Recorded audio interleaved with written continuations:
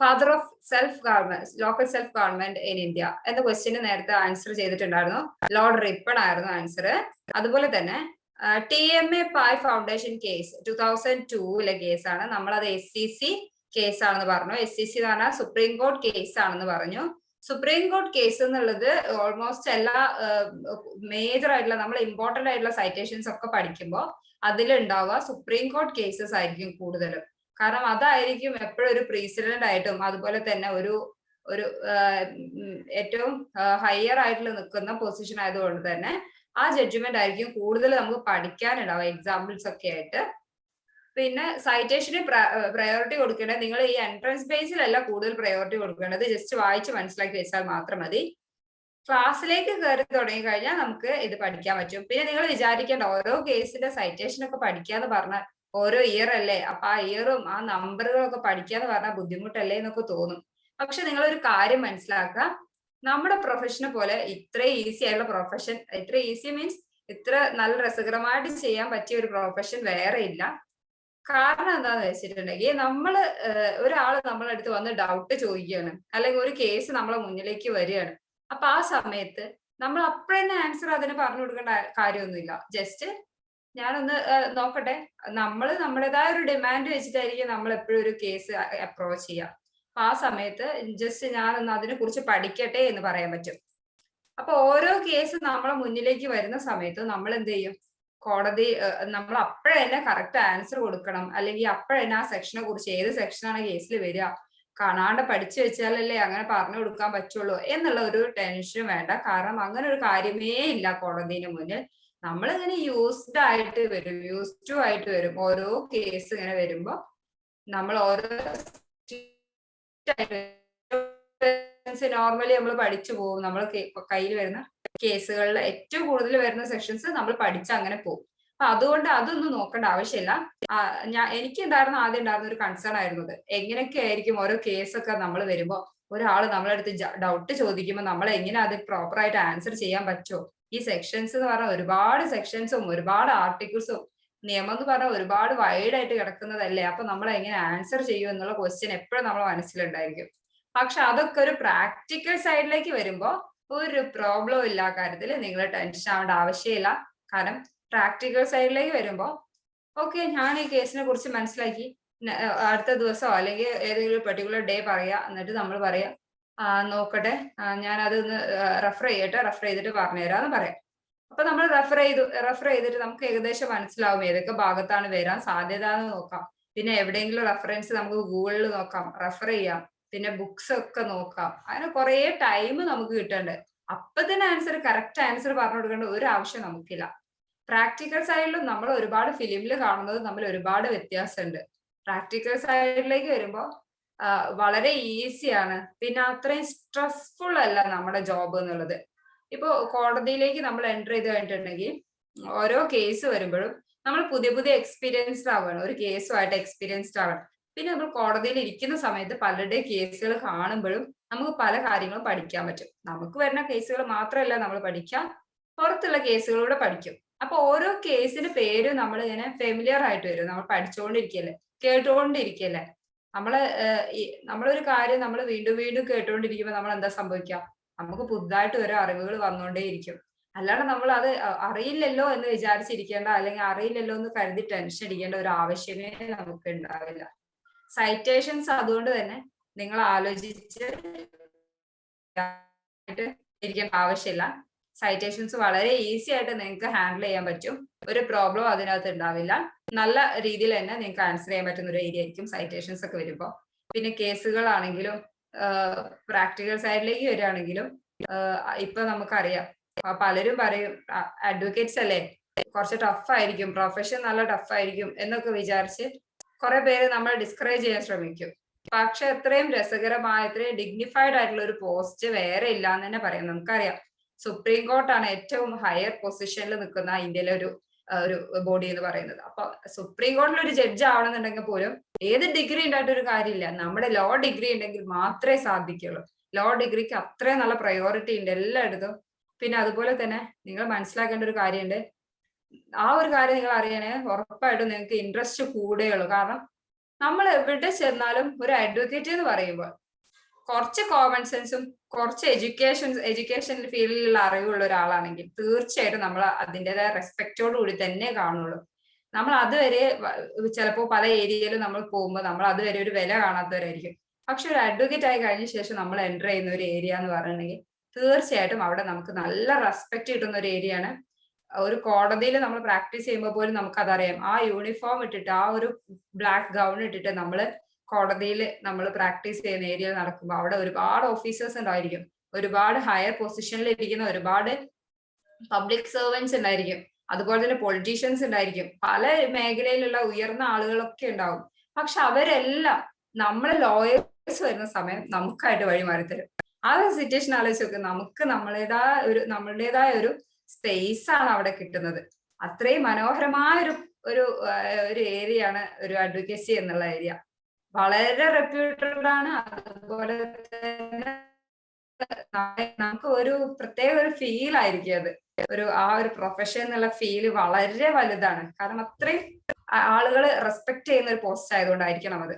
നിങ്ങൾ എല്ലാവരും അത് അത്രയും ഇൻട്രസ്റ്റോട് കൂടി തന്നെ ഈ ഫീൽഡിലേക്ക് വരുന്നതിൽ ഒരുപാട് സന്തോഷമുണ്ട്. കാരണം എനിക്കറിയാം ഞാൻ എത്രത്തോളം സെൽഫ് റെസ്പെക്റ്റഡ് ആണ്. അതുപോലെ തന്നെ നമ്മളെ തന്നെ ബഹുമാനിക്കുന്ന ഒരു സിറ്റുവേഷൻ ആയിരിക്കും നമുക്ക് കൂടുതൽ വരിക. നമ്മൾ എപ്പോഴും ആക്റ്റീവ് ആയിട്ടിരുന്നാൽ മാത്രം മതി. നമ്മളെപ്പോഴും എന്താ പറയാ, ഒരു മടി കൂടാണ്ട് പുതിയ പുതിയ കാര്യങ്ങൾ പഠിക്കാൻ വേണ്ടിയിട്ട് ഒരു ക്യൂരിയോസിറ്റി നമ്മൾ കാണിക്കാം. അപ്പൊ തന്നെ നമ്മൾ ഓട്ടോമാറ്റിക്കലി പുതിയ കാര്യങ്ങൾ പഠിക്കാൻ പറ്റും. ഇതേ പഠിക്കാൻ പറ്റും, അല്ലെങ്കിൽ ഈ കാര്യം നോക്കാൻ എന്നെ കൊണ്ടാവില്ല, ആ ചിന്തയെ വേണ്ട. എത്ര ചെറിയ, ഞാനൊരു എക്സാമ്പിൾ പറയാം. ഞാൻ അവിടെ ഞാൻ പ്രാക്ടീസ് ചെയ്യാൻ തുടങ്ങിയിട്ട് 3 വീക്ക് ആയിട്ടുണ്ടായിരുന്നുള്ളൂ. 3 വീക്ക് ആവുന്നതിന് മുന്നേ തന്നെ എന്റെ സീനിയർ എന്റെ അടുത്ത് പറഞ്ഞത് ഒരു ആന്റിസിപ്പേറ്ററി ബെയിൽ വന്നിട്ടുണ്ടായിരുന്നു. നമുക്കറിയാം ആന്റിസിപ്പേറ്ററി ബെയിൽ എന്ന് പറഞ്ഞാൽ നോർമൽ ബെയിൽ അല്ല, വളരെ പ്രധാനപ്പെട്ട ഒരു ബെയിലാണ്. നമ്മൾ ഡിസ്ട്രിക്ട് കോടതിയിൽ ബെയിലാണ് ആന്റിസിപ്പേറ്ററി ബെയിൽ. അത് വളരെ ഇമ്പോർട്ടന്റ് ആണ്. ആ ബെയിൽ എടുക്കുമ്പോൾ കുറെ കാര്യങ്ങൾ ശ്രദ്ധിക്കേണ്ടതുണ്ട്. തികച്ചും ഒരു എന്താ പറയാ, ഫസ്റ്റ് ഒരു എൻട്രി ചെയ്തിട്ടുള്ള ഒരാളായിരുന്നു ആ സമയത്ത് ഞാൻ എന്നോട് ജസ്റ്റ് ഇങ്ങനെ പറഞ്ഞു, ഇങ്ങനെ ചെയ്യാൻ പറ്റുമോ എന്ന് ചോദിച്ചു. ശരിക്കും പറയാൻ നല്ല ഓവർ ടെൻസ്ഡ് ആയിരുന്നു അന്ന്. ഞാൻ അത് ചെയ്യാൻ വേണ്ടിയിട്ട് പറ്റില്ല എന്ന് ആലോചിച്ച് ഒരുപാട് ടെൻഷൻ ഉണ്ടായിരുന്നു. പക്ഷെ അന്ന് എല്ലാവരും എൻ്റെ അടുത്ത് പറഞ്ഞു, എന്റെ ഫ്രണ്ട്സ് അടക്കം എൻ്റെ അടുത്ത് പറഞ്ഞു, അത് ചെയ്യാൻ പറ്റുമോ, അത് വെറുതെ റിസ്ക് എടുക്കണ്ട, സാറിനോട് തന്നെ പറഞ്ഞേക്ക്, അല്ലെങ്കിൽ വെറുതെ ആ കോടതിയിൽ എന്ന് പറഞ്ഞാൽ ഫുൾ സീനിയേഴ്സ് ആയിരിക്കും ഉണ്ടാവുക. അഡ്വക്കേറ്റ്സ് എന്ന് പറഞ്ഞാൽ സീനിയേഴ്സ് മാത്രമേ ഉണ്ടാവുള്ളൂ ഡിസ്ട്രിക്ട് കോർട്ടിൽ കൂടുതലും. വളരെ റെപ്രസെന്റേഷൻ കേസിൽ മാത്രമേ ജൂനിയേഴ്സ് അവിടെ വരുള്ളൂ. അങ്ങനെയുള്ള ഒരു ഏരിയയിലാണ് എൻ്റെ അടുത്ത് പോകാൻ പറഞ്ഞത്. ആദ്യം എനിക്ക് നല്ല ടെൻഷനായിരുന്നു. അന്ന് രാത്രി എനിക്ക് ഉറങ്ങാനൊന്നും പറ്റിയില്ല ശരിക്കും പറയുകയാണെങ്കിൽ. പക്ഷെ ഉണ്ടല്ലോ, ഞാൻ അത് അന്ന് പ്രിപ്പയർഡ് ആയി പിറ്റത്തെ ദിവസം ഇതിനു വേണ്ടി പോയി. അവിടെ പോയ സമയത്ത് അപ്പോഴും നല്ല ടെൻഷനിലായിരുന്നു ഞാൻ ഇരുന്നത്. എന്റെ കേസ് വിളിക്കുന്ന സമയം വരെ ഞാൻ ഭയങ്കര ടെൻഷനിലായിരുന്നു. കേസ് വിളിച്ച് ആർഗ്യുമെന്റ്സ് ഒക്കെ ഇങ്ങനെ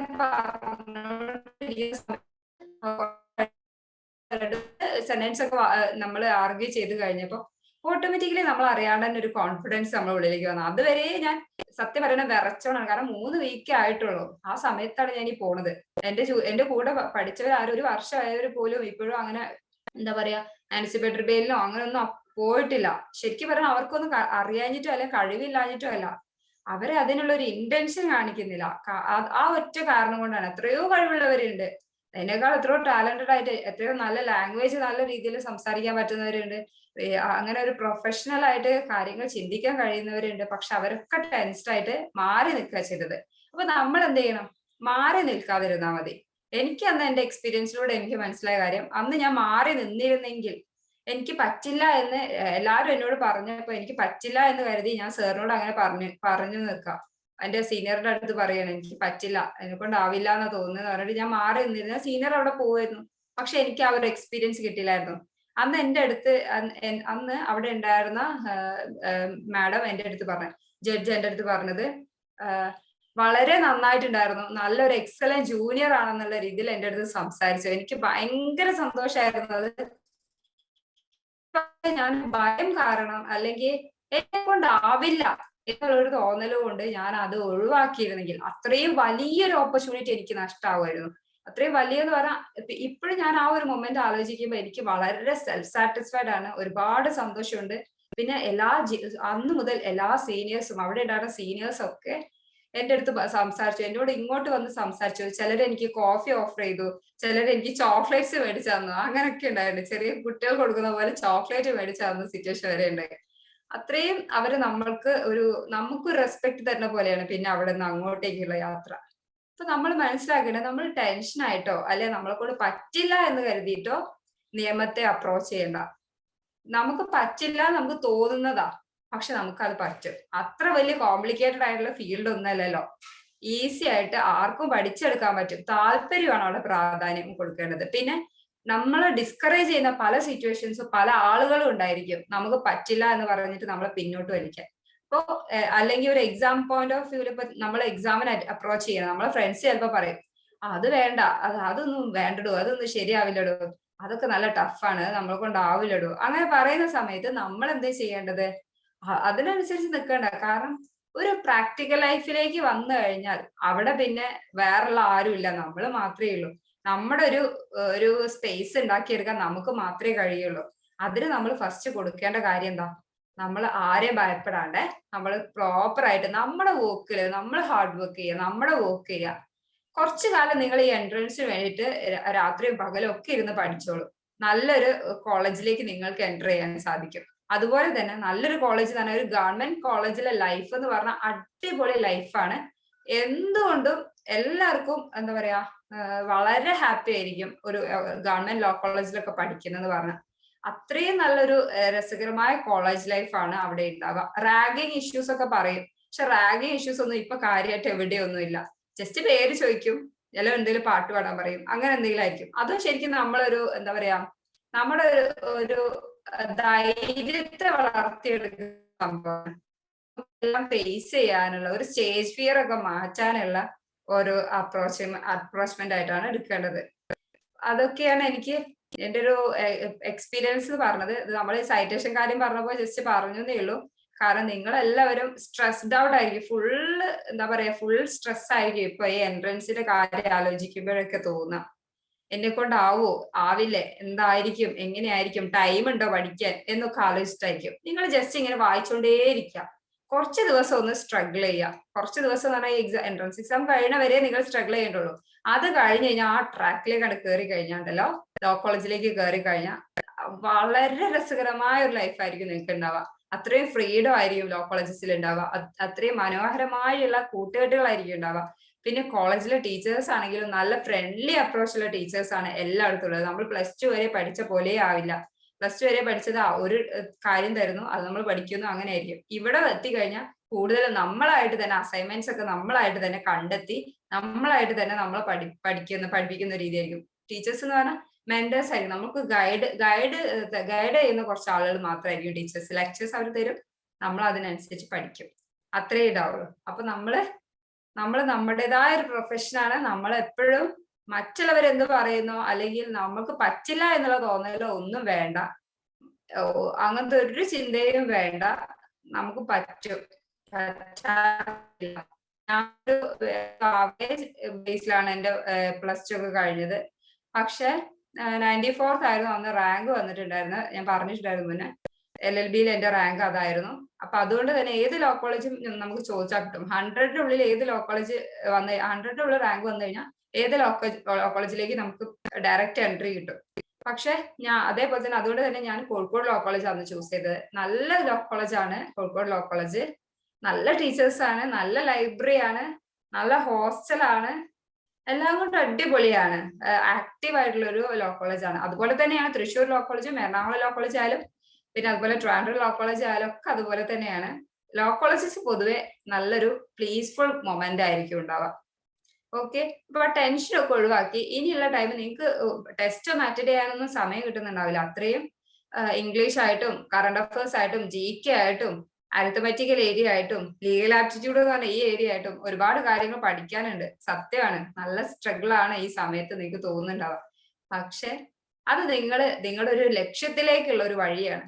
നിങ്ങൾ ആ ഒരു കറക്റ്റ് പ്രോപ്പർ ആയിട്ടുള്ള ലക്ഷ്യത്തിലേക്ക് നിങ്ങൾക്ക് എത്താൻ പറ്റുന്ന ഫസ്റ്റ് സ്റ്റെപ്പാണിത്. ആ സ്റ്റെപ്പ് കുറച്ച് ഹാർഡ് വർക്ക് ചെയ്യുക, കുറച്ച് ടൈം നമ്മൾ ഒരു ഇതിലേക്കായിട്ട് തന്നെ കൊടുക്കുക. മനസ്സ് നല്ല ശാന്തമാക്കുക, കുറച്ച് നേരം എപ്പോഴും റിലാക്സ്ഡ് ആയിട്ട് ഒന്നിരിക്കാൻ ശ്രമിക്കുക. എന്നിട്ട് നെക്സ്റ്റ് അടുത്ത ചാപ്റ്ററിലേക്ക് പോവാം. പിന്നെ നമുക്ക് പിന്നെയും നമ്മളൊന്ന് വായിക്കാം. വായിച്ചിട്ട് മനസ്സിലാവാത്ത കാര്യം ഒന്നുകൂടെ വായിച്ചു നോക്കുക. അപ്പൊ നമുക്ക് ഓട്ടോമാറ്റിക്കലി ആ കാര്യം കിട്ടും. ഇനി അതല്ല ഡൗട്ട് ആണെങ്കിൽ ടീച്ചേഴ്സിനോട് നിങ്ങൾക്ക് ക്ലാസ് എന്നോടായാലും ആരോടായാലും ഏത് ടീച്ചേഴ്സിനോടായാലും നിങ്ങൾക്ക് ഡൗട്ട് തോന്നുന്ന ഏരിയ വരികയാണെങ്കിൽ അത് ഒരു നമ്മളെ എന്താ പറയാ ആ ഡൗട്ട് ആരും മനസ്സിൽ വെച്ചിരിക്കേണ്ട, ആ ഡയറക്റ്റ് ആയിട്ട് ചോദിക്കാം. കുഴപ്പമില്ല കാര്യത്തിൽ. കാരണം നിങ്ങൾ എന്തായാലും നല്ലൊരു റാങ്കിൽ എത്തണം, നല്ലൊരു പൊസിഷനിൽ എത്തണം എന്ന് എല്ലാവരും ആഗ്രഹിക്കുന്നുണ്ട്. ഓക്കെ, അപ്പൊ നമുക്ക് ഈ ക്വസ്റ്റ്യൻ ആൻസറിലേക്ക് പോവാം. TMA Pi ഫൗണ്ടേഷൻ കേസ്, ഇത് വളരെ പ്രധാനപ്പെട്ട ഒരു കേസായിരുന്നു. അതിലെ ജഡ്ജ് വാസ് അതില് ഈ കേസ് വാസ് എത്ര ജഡ്ജസ് ഉള്ള ബെഞ്ചായിരുന്നു? ബെഞ്ച് എന്ന് പറയുമ്പോൾ നമ്മൾ പറയാം എത്ര ജഡ്ജസ്, എത്ര മെമ്പേഴ്സ് ആയിരുന്നു അതിനകത്ത് ഉണ്ടായിരുന്നത് എന്നാണ് ക്വസ്റ്റ്യൻ. ആൻസർ എന്താ വരിക? 11 ആയിരുന്നു. 11 ജഡ്ജ് ആയിരുന്നു. 11 ജഡ്ജ് ബെഞ്ച് ആയിരുന്നു TMA Pi ഫൗണ്ടേഷൻ കേസിലെ മെമ്പേഴ്സ് എന്നുള്ളത്. Okay, next question. Minimum number of persons required to commit an affray. Affray എന്ന് പറഞ്ഞാൽ എന്താണ്? ആദ്യം അതാണ് നമ്മൾ ഫസ്റ്റ് അറിഞ്ഞിരിക്കേണ്ടത്, എന്നാലല്ലേ നമുക്ക് അതിന് ആൻസർ ചെയ്യാൻ പറ്റുള്ളൂ. അഫ്രേ എന്ന് പറഞ്ഞിട്ടുണ്ടെങ്കിൽ when two or more persons by fighting in a public place disturb the public peace, they are said to commit an affray. അവരെ അഫ്രേ ചെയ്തു എന്ന് നമുക്ക് പറയാൻ പറ്റും. എങ്ങനെയുള്ള സിറ്റുവേഷനില്? ഒരു രണ്ടോ അതിലധികമോ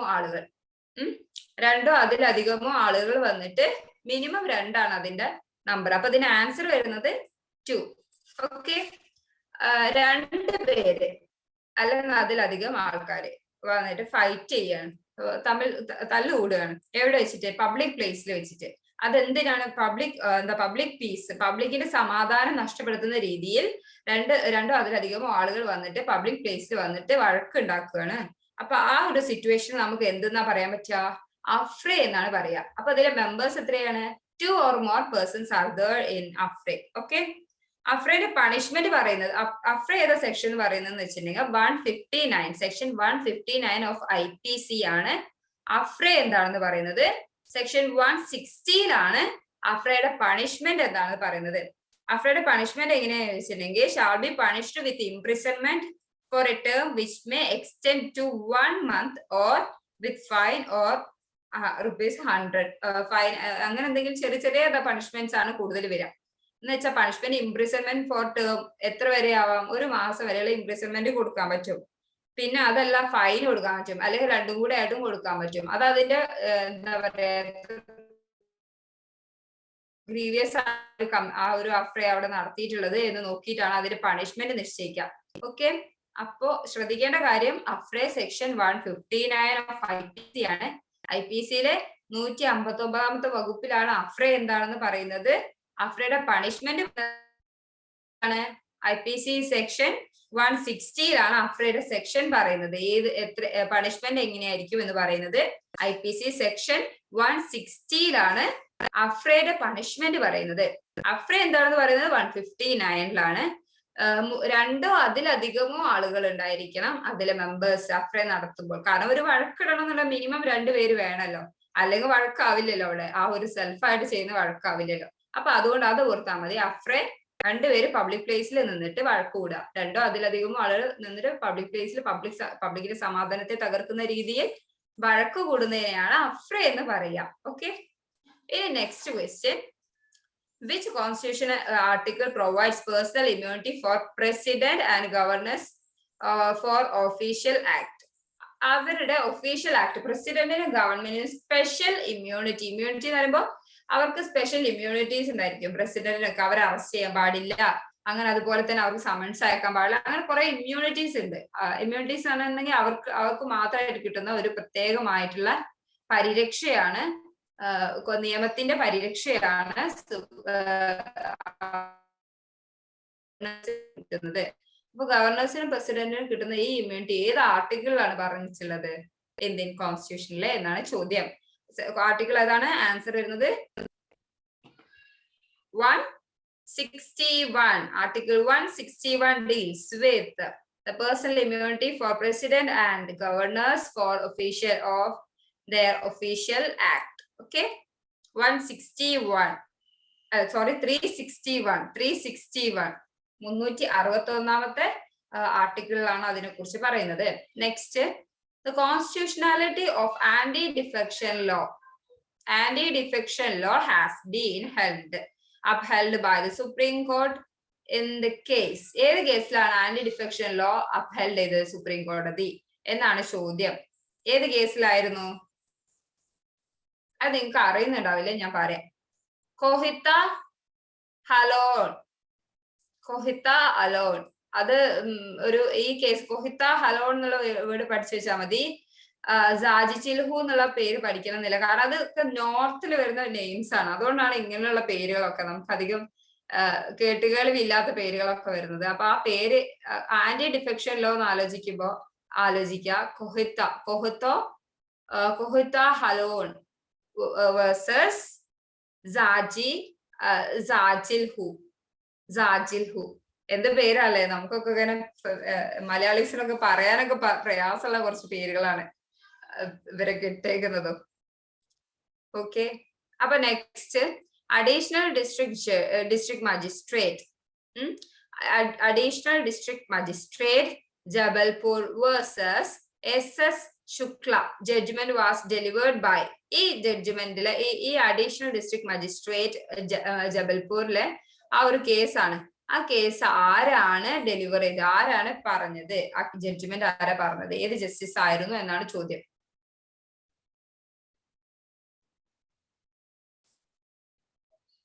ചീഫ് ജസ്റ്റിസ് A.N. റായ് ആയിരുന്നു ഈ കേസിലെ വിധി പറഞ്ഞിട്ടുണ്ടായിരുന്നത്. Additional district magistrate Jabalpur versus SS Shukla എന്ന കേസിലെ ജഡ്ജ്മെന്റ് പറഞ്ഞിട്ടുള്ളത് ചീഫ് ജസ്റ്റിസ് A.N. റായ് ആയിരുന്നു. ഇനി the provision in the constitution regulating criminal appeals to supreme court. Criminal അപ്പീലുമായിട്ട് ബന്ധപ്പെട്ടതാണ്. ഏത് പ്രൊവിഷനിലാണ് പറയുന്നത്? കോൺസ്റ്റിറ്റ്യൂഷനിലെ ഏത് പ്രൊവിഷനിലാണ് regulating criminal appeals to supreme court എന്നുള്ള പ്രൊവിഷൻ ഏതാണെന്നാണ് ചോദ്യം.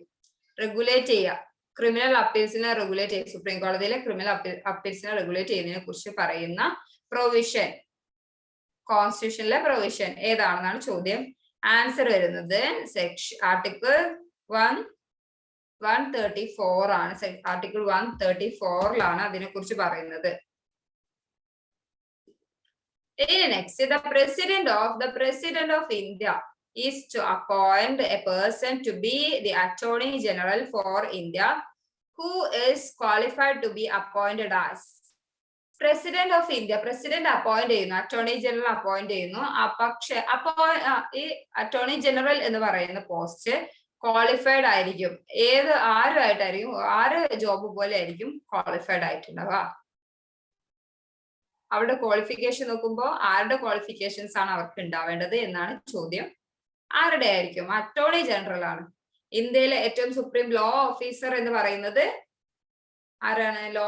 ഫസ്റ്റ് ലോ ഓഫീസർ എന്ന് പറയുന്നത് അറ്റോർണി ജനറലിനെയാണ്. അപ്പോ ആലോചിക്കാം ആരായിരിക്കും ആരായിരിക്കും അതിന്റെ ഏകദേശം ആരുടെ ക്വാളിഫിക്കേഷൻ ആയിരിക്കും വേണ്ടി വരിക? ആൻസർ വരുന്നത് സുപ്രീം കോടതി ജഡ്ജിന്റെ, സുപ്രീം കോടതി ചീഫ് ജസ്റ്റിസിന്റെ അല്ല, സുപ്രീം കോടതിയിൽ ഒരു ജഡ്ജിന്റെ ക്വാളിഫിക്കേഷൻ ഉള്ള ആളായിരിക്കണം ആര്? അറ്റോർണി ജനറൽ ഓഫ് ഇന്ത്യ എന്ന് പറയുന്നത്. Okay, A retired judge of high court cannot, ആവാൻ പറ്റാത്തത്, റിട്ടയർഡ് ജഡ്ജിന്, ഹൈക്കോടതിയിലെ റിട്ടയർഡ് ജഡ്ജിന് ഒരിക്കലും ആവാൻ പറ്റാത്തത് എന്താണ്? പ്രാക്ടീസ് ഇൻ സുപ്രീം കോർട്ട് ആണോ? സുപ്രീം കോടതിയിൽ പ്രാക്ടീസ് ചെയ്യാൻ പറ്റില്ലേ? അതുപോലെ തന്നെ practice in any high court in India, ഏതെങ്കിലും ഹൈക്കോടതിയിൽ പ്രാക്ടീസ് ചെയ്യാൻ പറ്റില്ല. പിന്നെ അതുപോലെ തന്നെ practice in any court except supreme court and other high court, അതാണോ?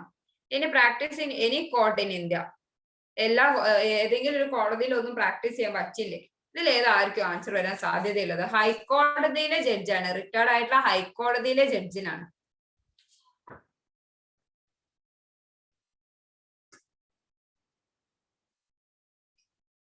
Practicing any court except Supreme Court and other High Court. അതാണ് ആൻസർ വരിക. എന്ന് വെച്ചാൽ പ്രാക്ടീസ് ചെയ്യാൻ സാധിക്കും.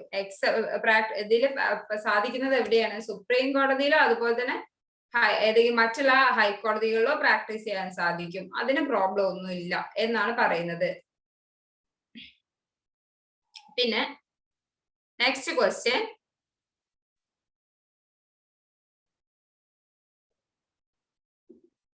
from where did the makers of the constitution derive the parliamentary structure of the government? Parliamentary structure of government എവിടെ നിന്നാണ് കിട്ടിയിട്ടുള്ളത്? Parliamentary structure of government, അത് ആലോചിക്കുക. പാർലമെന്ററി ആണ്. പാർലമെന്ററി എന്ന് പറഞ്ഞാൽ എവിടെയായിരിക്കും? ബ്രിട്ടനിലായിരിക്കും.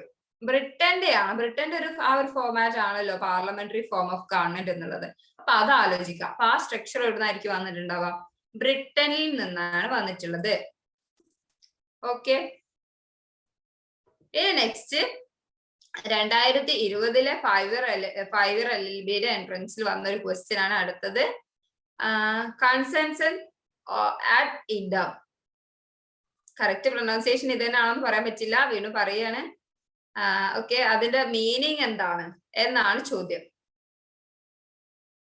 കൺസെൻസസ് എന്ന് പറഞ്ഞാൽ എന്തായിരിക്കും? കൺസെൻസസ് അറ്റ് ഇത് എന്തായിരിക്കും അതിന് answer? 11 meeting of minds. Meeting of minds എന്നാണ് അതിന് answer. Okay. Law is the command of the sovereign who said this. ആരാണ് ഇതിന് ആൻസർ? ആരും ചെയ്യാവോ? കാരണം കഴിഞ്ഞ ദിവസം നമ്മൾ വീണ്ടും അത് ഡിസ്കസ് ചെയ്തിട്ടുണ്ടായിരുന്നു ഡീറ്റെയിൽഡ് ആയിട്ട് തന്നെ. Law is the command of the sovereign. സോവറിന്റെ കമാൻഡ് ആണ്, പരമാധികാരിയുടെ കമാൻഡ് ആണ് ലോ. അതുപോലെ തന്നെ ലോ എന്ന് പറയുമ്പോൾ അവിടെ ഒരു സോവറിനിറ്റി ഇല്ല എന്നുണ്ടെങ്കിൽ, അവിടെ ഒരു സോവറിൻ ഇല്ല എന്നുണ്ടെങ്കിൽ അവിടെ ഒരു ലോ ഇല്ല എന്നാണ് പറയുന്നത്. അപ്പൊ അത് ആരാണ് പറഞ്ഞിട്ടുള്ളത്? ആലോചിക്കാം. ഏത് സ്കൂളിലാണ് പറഞ്ഞിട്ടുള്ളത്? ഓർമ്മയുണ്ടോ? ഏത് സ്കൂളിലാണ് അത് വരിക? അനലറ്റിക്. യെസ്, കറക്റ്റ് ആണ്. അനലറ്റിക്കൽ സ്കൂളിലാണ് നമ്മൾ അതിനെ കുറിച്ച് പഠിച്ചിട്ടുണ്ടായിരുന്നത്. Law is the command of the sovereign എന്നുള്ള വേർഡ് നമ്മൾ പഠിച്ചിട്ടുള്ളത് അനലറ്റിക്കൽ സ്കൂളിലാണ്. ഓസ്റ്റിൻ ആണ് അതിന്റെ എന്താ പറയാ ഫാദർ എന്ന് പറയുന്നത്. ഓസ്റ്റിന്റെ വേർഡ് അനുസരിച്ച് അവിടെ ഒരു സോവറിനിറ്റി ഇല്ല എന്നുണ്ടെങ്കിൽ അവിടെ ഒരു ലോ ഇല്ല എന്നാണ് അദ്ദേഹം പറയുന്നത്.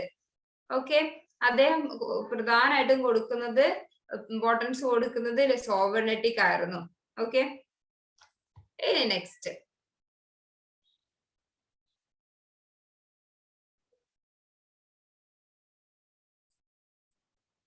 Inevitable accident means. Inevitable accident കഴിഞ്ഞ ദിവസം നമ്മൾ പറഞ്ഞിട്ടുള്ള ഒരു ക്വസ്റ്റ്യൻ തന്നെയാണ്. അത് ഇമ്പോർട്ടന്റ് ആയതുകൊണ്ടാണ് 2020 5 ഇയർ LLBയില് നമ്മൾ. അപ്പൊ അതുകൊണ്ട് തന്നെയാണ് വീണ്ടും അത് ചോദിച്ചത്. ഇന്നവിറ്റബിൾ ആക്സിഡന്റ് എന്നാൽ എന്താണ്?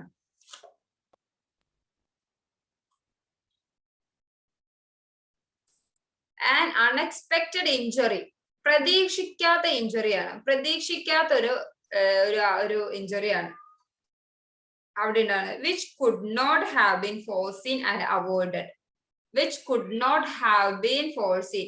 നമുക്ക് എന്താ പറയാ, ഫോർസീൻ എന്ന് പറയുന്നത് നമുക്ക് മുൻകൂട്ടി കാണാൻ കഴിയാത്ത, മുൻകൂട്ടി അറിയാൻ കഴിയാത്ത ഒരു പിന്നെ ഇഞ്ചുറി ആയിരുന്നു അത്. അതുപോലെ തന്നെ ഒഴിവാക്കാൻ പറ്റാത്ത, അവോയ്ഡ് ചെയ്യാൻ പറ്റാത്ത ഇഞ്ചുറിയാണ്.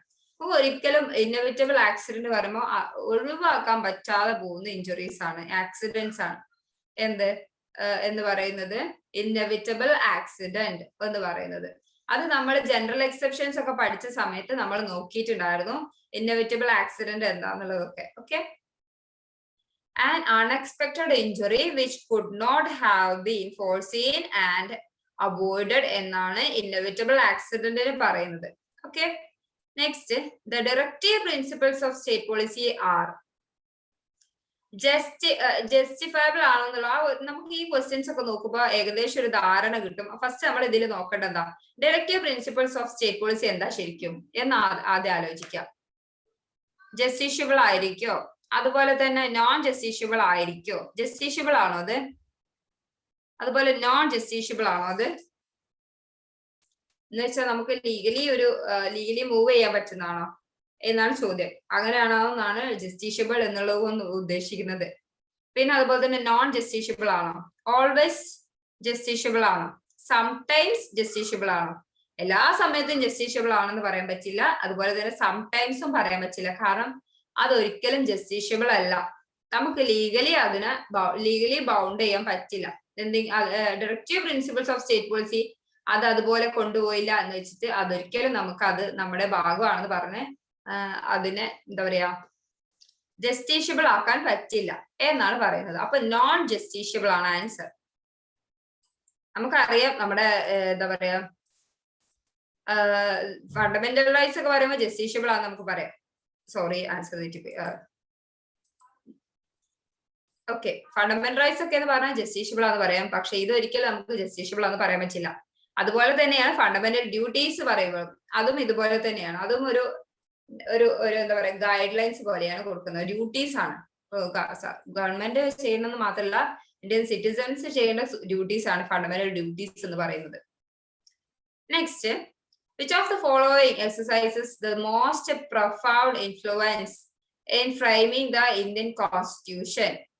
ഏതാണ് അതില് ഏറ്റവും പ്രധാനപ്പെട്ട ഇൻഫ്ലുവൻസ് ചെയ്തിട്ടുള്ളത്? ഇന്ത്യൻ കോൺസ്റ്റിറ്റ്യൂഷൻ ഫ്രെയിം ചെയ്യുന്നതിൽ ഏറ്റവും പ്രധാനപ്പെട്ട ഇൻഫ്ലുവൻസ് ചെയ്തിട്ടുള്ളത് ഏത് കൺട്രിയുടെയാണ്, അല്ലെങ്കിൽ എന്താണ് അതിൽ എന്ത് ആക്ട് ആണ് കൊണ്ടുവന്നിട്ടുള്ളത് ഏറ്റവും പ്രധാനപ്പെട്ട ഇൻഫ്ലുവൻസ് ചെയ്തിട്ടുള്ളത് അതിന് രൂപകൽപ്പനയ്ക്ക് എന്നാണ് ചോദ്യം. ആൻസർ, രൂപകൽപ്പനയ്ക്ക് ഏറ്റവും ഇമ്പോർട്ടന്റ് ആയിട്ടുള്ള ഒരു ഇൻഫ്ലുവൻസ്, പ്രൊഫൗണ്ട് ഇൻഫ്ലുവൻസ് എന്ന് പറയുമ്പോൾ ഏതാണ് ചെയ്തിട്ടുള്ളത്? ദി ഗവൺമെന്റ് ഓഫ് ഇന്ത്യ ആണ് ആൻസർ വരിക. കാരണം കഴിഞ്ഞ ദിവസം പഠിച്ചിട്ടുണ്ടായിരുന്നു government of India act British government കൊണ്ടുവന്നിട്ടുള്ള ലോ ആയിരുന്നു ഗവൺമെന്റ് ഓഫ് ഇന്ത്യ ആക്ട്. അത് വളരെ ഇമ്പോർട്ടന്റ് ആയിട്ടുള്ള ഒരു ആക്ട് ആയിരുന്നു. ഒരുപാട് തവണ അത് അമെന്റ്മെന്റ്സ് വന്നിട്ടുണ്ട്. 1880s അത് വന്നിട്ടുണ്ട്. 1800-കളിലൊക്കെ അതിനെ കുറിച്ച് പറഞ്ഞു പോയിട്ടുണ്ട്.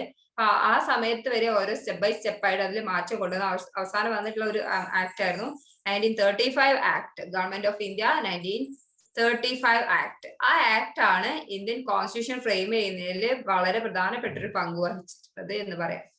Next, possession of material object. കഴിഞ്ഞ ദിവസം നമ്മൾ പറഞ്ഞിട്ടുണ്ട് possession of A material object. ഒരു മെറ്റീരിയൽ ഒബ്ജക്റ്റ് പൊസഷൻ എന്ന് പറഞ്ഞാൽ നമ്മൾ കൈവശം വെക്കുന്നതിനാണ് പൊസഷൻ എന്ന് പറയാ. അതിനെന്താ പറയാ? മെറ്റീരിയൽ ഒബ്ജക്റ്റിനെ കൈവശം കോർപ്പോറിയൽ പൊസഷൻ എന്നാണ് പറയാം. ഓക്കെ, കോർപ്പോറിയൽ പൊസഷൻ എന്നാണ് പറയാം. Next, the 10th schedule of Constitution of India relates. 10ാമത്തെ ഷെഡ്യൂളില് എന്താണ് പറയുന്നത്? എന്താ പറയുന്നത് 10ാമത്തെ ഷെഡ്യൂളില്? നാഷണൽ ലാംഗ്വേജസിനെ കുറിച്ചാണോ? അത് നമ്മൾ പറഞ്ഞു 8th ഷെഡ്യൂളാണ് ലാംഗ്വേജസ് ഒക്കെ പറയുന്നത്, അപ്പൊ അതല്ല. പിന്നെ അഡ്മിനിസ്ട്രേഷൻ ഓഫ് ഷെഡ്യൂൾഡ് ട്രൈബ്സ്, ഷെഡ്യൂളാണ് ട്രൈബ്സ് ഏരിയാസിനെ കുറിച്ചിട്ടാണോ? പിന്നെ വരുന്നത് ജുഡീഷ്യൽ റിവ്യൂവിനെ കുറിച്ചിട്ടാണോ? ആന്റി ഡിഫെക്ഷൻ ലോനെ കുറിച്ചിട്ടാണോ? ആൻസർ എന്താണ്? 17ാമത്തെ ആൻസർ എന്താണ്? ഇത് ഇമ്പോർട്ടന്റ് ആയിട്ടുള്ള ക്വസ്റ്റ്യൻ ആണ് കേട്ടോ. ആന്റി ഡിഫെക്ഷൻ ലോനെ കുറിച്ചിട്ടാണ് പറയുന്നത്. ആന്റി ഡിഫെക്ഷൻ ലോനെ കുറിച്ചിട്ടാണ് നമ്മൾ അതിൽ പറയുന്നത്. Okay, next, which country recent launched the international religious freedom alliance for protecting religious freedom? Okay, freedom വന്നിട്ടുണ്ട് കേട്ടോ ഇവിടെ. റിലീജിയസ് ഫ്രീഡം, ആ international religious freedom alliance launch ചെയ്തത് ഏത് കൺട്രിയിലാണ്? Protecting religious freedom, for protecting religious ഫ്രീഡത്തെ പ്രൊട്ടക്ട് ചെയ്യുന്നതിനാണ് കൊണ്ടുവന്നിട്ടുള്ളത്. അത് ലോഞ്ച് ചെയ്തിട്ടുള്ള എവിടെയാണ്?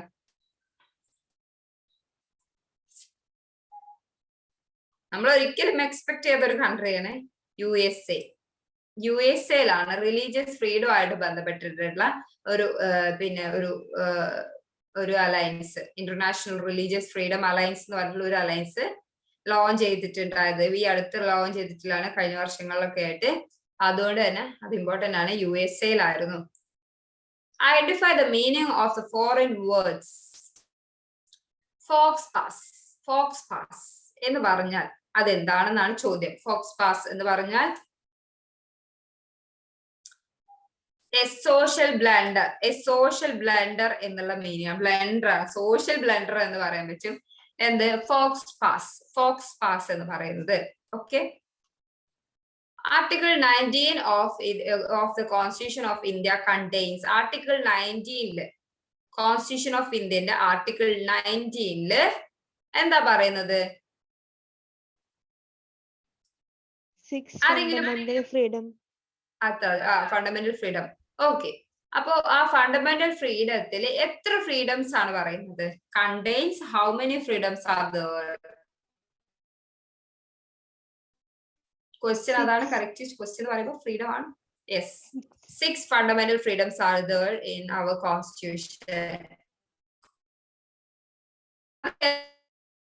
നോക്കി നോക്കുക. കാരണം ചില സമയത്ത് ചോദിക്കാം റൈറ്റ് ടു ഫ്രീഡത്തിൽ റൈറ്റ് ടു ട്രേഡ് എന്നുള്ളത് വരുമോ, റൈറ്റ് ടു ബിസിനസ് എന്നുള്ളത് വരുമോ, അങ്ങനെയുള്ള രീതിയിലായിരിക്കും ചിലപ്പോൾ ക്വസ്റ്റ്യൻ വരിക. അപ്പൊ നമ്മൾ ഡൗട്ട് അടിക്കരുത്, ഏതെല്ലാമാണെന്നുള്ളത് ജസ്റ്റ് വായിച്ചു വെക്കണം. പിന്നെ പേഴ്സണൽ റൈറ്റ്സ് ആർ എന്ന് പറയുന്നത് എങ്ങനെ കിട്ടുന്ന റൈറ്റ്സ് ആണ്? ഇൻഹെറിറ്റബിൾ ആയിരിക്കോ, അൺഇൻഹെറിറ്റബിൾ ആയിരിക്കോ? ഇൻഹെറിറ്റബിൾ ഓർ അൺഇൻഹെറിറ്റബിൾ ആണോ? അതല്ല, നെയ്തർ ഇൻഹെറിറ്റബിൾ ഓർ അൺഇൻഹെറിറ്റബിൾ എന്നാണോ വരിക? എന്തായിരിക്കും അതിന് ആൻസർ വരിക? ആൻസർ ബി ആണ്. നമുക്ക് ജന്മനാ ലഭിക്കുന്ന റൈറ്റ്സ് എന്ന് പറഞ്ഞാൽ അൺഇൻഹെറിറ്റബിൾ എന്നുള്ള രീതിയിലല്ല അത് വരിക. ഓക്കെ, അതാണ് നമ്മൾ മനസ്സിലാക്കേണ്ടത്. വരുന്ന പേഴ്സണൽ റൈറ്റ്സ് ആർ എന്ന് പറയുമ്പോൾ ഇൻഹെറിറ്റബിൾ ആയിട്ട് വരുന്ന റൈറ്റ്സ് അല്ല, അൺഇൻഹെറിറ്റബിൾ എന്നാണ് ആ റൈറ്റ്സിനെ പറയാം. പേഴ്സണൽ റൈറ്റ്സ്, നമുക്ക് പേഴ്സണലി കിട്ടുന്ന റൈറ്റ്സ് ആണ് പേഴ്സണൽ റൈറ്റ്സ് എന്ന് പറയാ. Okay. Which of the following is not related to ടോട്ട് ലോ? ടോട്ട് ലോ ആയിട്ട് റിലേറ്റ് ചെയ്യാൻ പറ്റാത്തത് എന്താണെന്നാണ് ചോദ്യം. ഇത് വായിക്കുമ്പോൾ തന്നെ ഇതിൽ ടോട്ട് ലോ ആയിട്ട് റിലേറ്റ് ചെയ്യാൻ പറ്റാത്തത് ഏതായിരിക്കും എന്നുള്ളത് നിങ്ങൾക്ക് ഇതൊന്നും മനസ്സിലായില്ലെങ്കിൽ പോലും ഇതിലുള്ള ഒരു വേർഡ് ടോട്ടുമായിട്ട് നമുക്ക് ബന്ധിപ്പിക്കാൻ പറ്റില്ല. ടോട്ട് എന്ന് പറഞ്ഞാൽ ഒരു സിവിൽ ഡ്രോങ് ആണ്. അപ്പൊ അതുമായിട്ട് ബന്ധിക്കാൻ പറ്റും. അപ്പൊ ഈജൻ ഹോൾ തിയറി ഒന്നും ചിലപ്പോൾ നിങ്ങൾക്ക് അറിഞ്ഞോളുന്നില്ല. പിന്നെ അൺകോഡിഫൈഡ് ആണെന്ന് ചോദിച്ചു, ഡാമേജസിനെ കുറിച്ചിട്ടാണോ എന്ന് പറയുന്നുണ്ട്. അൺകോഡിഫൈഡ് ആണ് ടോട്ടലോ, നമുക്കറിയാം. കോഡിഫൈഡ് അല്ല ടോട്ടലോ. ടോട്ടിന് ഒരു പ്രത്യേക ആക്ട് ഇല്ല. നമ്മുടെ ഇന്ത്യയിലെ ഒരു പ്രത്യേക ആക്ട് ടോട്ടിന് പറയുന്നില്ല. ടോട്ട് ആക്ട് എന്ന് പറഞ്ഞൊരു ടോട്ട് ഇല്ല. ഓക്കെ, അങ്ങനെ ഒരു ആക്ട് നമുക്ക് ഇല്ലാത്തതുകൊണ്ട് അത് അൺകോഡിഫൈഡ് ആണെന്നുള്ള കാര്യം ഉറപ്പാണ്. അപ്പോ ടോട്ടുമായിട്ട് റിലേറ്റ് ചെയ്യാൻ പറ്റാത്ത കാര്യം എന്ന് പറയുമ്പോൾ ആ എ പോയി. അതുപോലെ പീജിൻ ഹോൾ തിയറി അതുമായിട്ട് ബന്ധപ്പെട്ടത് തന്നെയാണ് ടോട്ട്. പിന്നെ അൺലിക്വിഡേറ്റഡ് ഡാമേജസ് അവിടെ പറയുന്നുണ്ട്. ലിക്വിഡേറ്റഡ് ആയിട്ടുള്ള ഡാമേജസിന് മുകളിലല്ല കൂടുതൽ ടോട്ട് വരിക, അൺലിക്വിഡേറ്റഡ് ആയിട്ടുള്ള ഡാമേജസിന് മുകളിൽ തന്നെയാണ് ടോട്ട് വരിക. അപ്പോ ആൻസർ ഏതായിരിക്കും?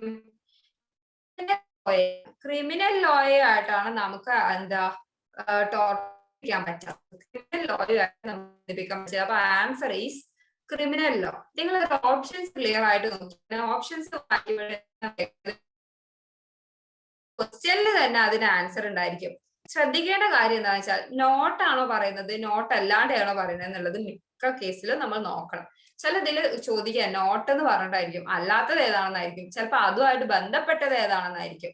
അപ്പൊ കാണുമ്പോൾ തന്നെ ചാടി കയറി ആൻസർ ചെയ്യരുത്. സ്പീഡായിട്ട് ആൻസർ ചെയ്ത് പഠിക്കുക. എന്നാലും നമ്മള് ക്വസ്റ്റ്യൻ ക്ലിയർ ആയിട്ട് വായിച്ചിട്ട് വേണം ആൻസറിലേക്ക് കടക്കാൻ. ആൻസറിൽ തന്നെ അത് പെട്ടെന്ന് നോക്കുമ്പോൾ തന്നെ നമുക്ക് ആ ഓപ്ഷനിൽ നോക്കുമ്പോൾ തന്നെ നമുക്ക് ഏകദേശം ഒരു ധാരണ കിട്ടും. എന്നിട്ട് ഓരോന്നോരോന്ന് നോക്കാം. എ അതുമായിട്ട് ബന്ധമുണ്ടോ, ബി അതുമായിട്ട് ബന്ധമുണ്ടോ, സി അതുമായിട്ട് ചേർക്കാൻ പറ്റുമോ. അപ്പൊ ഇതിൽ ഏതെങ്കിലും ഒന്ന് ചേർക്കാൻ പറ്റാത്തതായിട്ട് നമുക്ക് തോന്നുന്നു. അപ്പൊ അത് ആൻസർ ചെയ്യാം. വരുന്നത് what is the legal meaning of the word battery? Battery എന്ന് പറയുമ്പോൾ നമ്മൾ ഒരാളെ എന്താ പറയാ അടിക്കുക അങ്ങനെയൊക്കെ പറയുന്ന കാര്യങ്ങൾക്കാണ് ബാറ്ററി എന്ന് പറയാം. സാധാ ബാറ്ററി അല്ല, നമ്മൾ ലീഗലി വരുമ്പോൾ ബാറ്ററി എന്ന് പറയുമ്പോൾ ടോട്ടലൊക്കെ പറയുന്ന വേർഡാണ് ഒരു ബാറ്ററി എന്നുള്ളതൊക്കെ. അപ്പൊ ആ ബാറ്ററി എന്ന് പറയുന്നതിന്റെ മീനിങ്, ലീഗൽ മീനിങ് എന്താണ് എന്നാണ് ചോദ്യം. ഇതിൽ ആൻസർ ഏതായിരിക്കും വരിക? ആൻസർ സി ആണ് ഇതിൽ ആൻസർ. ഓക്കെ, സി എന്നല്ല, actual or intended striking of another person. അതെ, ആൻസർ സി ആയിരിക്കും ഇതിൽ വരിക. കാരണം ഒരു ഇന്റൻഡഡ് ആയിട്ടുള്ള സ്ട്രൈക്കിംഗ് അവിടെ ഉണ്ടായിരിക്കും ഓഫ് അനദർ പേഴ്സൺ. അപ്പൊ അങ്ങനെയുള്ള കേസിലാണ് ബാറ്ററി എന്ന് പറയാ. ഓക്കെ, ഈ assault resulting in assault separate കാര്യങ്ങളാണ്. അസോൾട്ട് എന്ന് പറഞ്ഞതൊരു ഭാഗമാണ്, അതുപോലെ തന്നെ ബാറ്ററി എന്ന് പറഞ്ഞത് വേറെ ഒരു കാര്യമാണ്. അപ്പം ആൻസർ വരുന്നത് സി ആണ്, actual or intended striking of another person. അതാണ് ബാറ്ററിന്റെ ലീഗൽ മീനിങ് എന്നുള്ള രീതിയിൽ നമുക്ക് കാണാൻ കഴിയാം. നെക്സ്റ്റ് ക്വസ്റ്റ്യൻ എന്തായിരുന്നു? The most prominent philosophy of law in the 18th century was 18th century 18ാമത്തെ സെഞ്ചുറിയുടെ ഭാഗത്ത് ഉള്ളായിരുന്ന പ്രൊമിനന്റ് ആയിട്ട് നിന്നിട്ടുണ്ടായിരുന്ന ഇമ്പോർട്ടന്റ് ആയിട്ട് അവിടെ നിന്നിട്ടുണ്ടായിരുന്ന ഫിലോസഫി ഓഫ് ലോ എന്ന് വെച്ചാൽ ജൂറിസ്പ്രുഡൻസ് ആണ് നമ്മൾ ചോദിക്കുന്നത്. ആ സമയത്ത് ഉണ്ടായിരുന്ന ഫിലോസഫി ഓഫ് ലോ എന്ന് പറയുമ്പോൾ ജൂറിസ്പ്രുഡൻസ് ആണ് അത് പറയുന്നത്. അത് ഏതായിരുന്നു? ആൻസർ വരുന്നത് അനലറ്റിക്കൽ സ്കൂൾ ആണ്. അനലറ്റിക്കൽ സ്കൂൾ ഓഫ് ലോ ആയിരുന്നു ആ സമയത്ത് ഉണ്ടായിരുന്നത്. അനലറ്റിക്കൽ സ്കൂൾ ഓഫ് ലോ ആയിരുന്നു ആ സമയത്ത് 18th സെഞ്ചുറി ആയിട്ട് റിലേറ്റ് ചെയ്ത് പഠിക്കുമ്പോൾ അനലറ്റിക്കൽ സ്കൂൾ ആയിരുന്നു അവിടെ ഉണ്ടായിരുന്നത്. Next, habeas corpus is associated with which of the given part of the Indian constitution? ഏത് പാർട്ടിലായിരുന്നു ഹേബിയസ് കോർപ്പസ്? ആരെങ്കിലും ആൻസർ ചെയ്യാവോ ഇതിന്? ഓക്കെ, അതെ, കറക്റ്റ് ആണ്. ഫണ്ടമെന്റൽ റൈറ്റിലെ ഫണ്ടമെന്റൽ റെമഡീസ് എന്നുള്ള ഭാഗത്തായിരുന്നു നമ്മള് എന്താ പറയാ ഹേബിയസ് കോർപ്പസ് പഠിച്ചത്. അപ്പൊ ഇത്രയും കാര്യങ്ങൾ നമ്മൾ നോക്കി കഴിഞ്ഞു. നമ്മൾ ഇന്ന് കുറച്ച് ക്വസ്റ്റ്യൻസ് ആണ് ഫസ്റ്റ് നോക്കുന്നത്. ലീഗൽ റിലേറ്റഡ് ആയിട്ടുള്ള ലീഗൽ ആപ്റ്റിറ്റ്യൂഡ് റിലേറ്റഡ് ആയിട്ടുള്ള കുറച്ച് ക്വസ്റ്റ്യൻസ് ആണ് നമ്മൾ നോക്കുന്നത്. ഓക്കെ,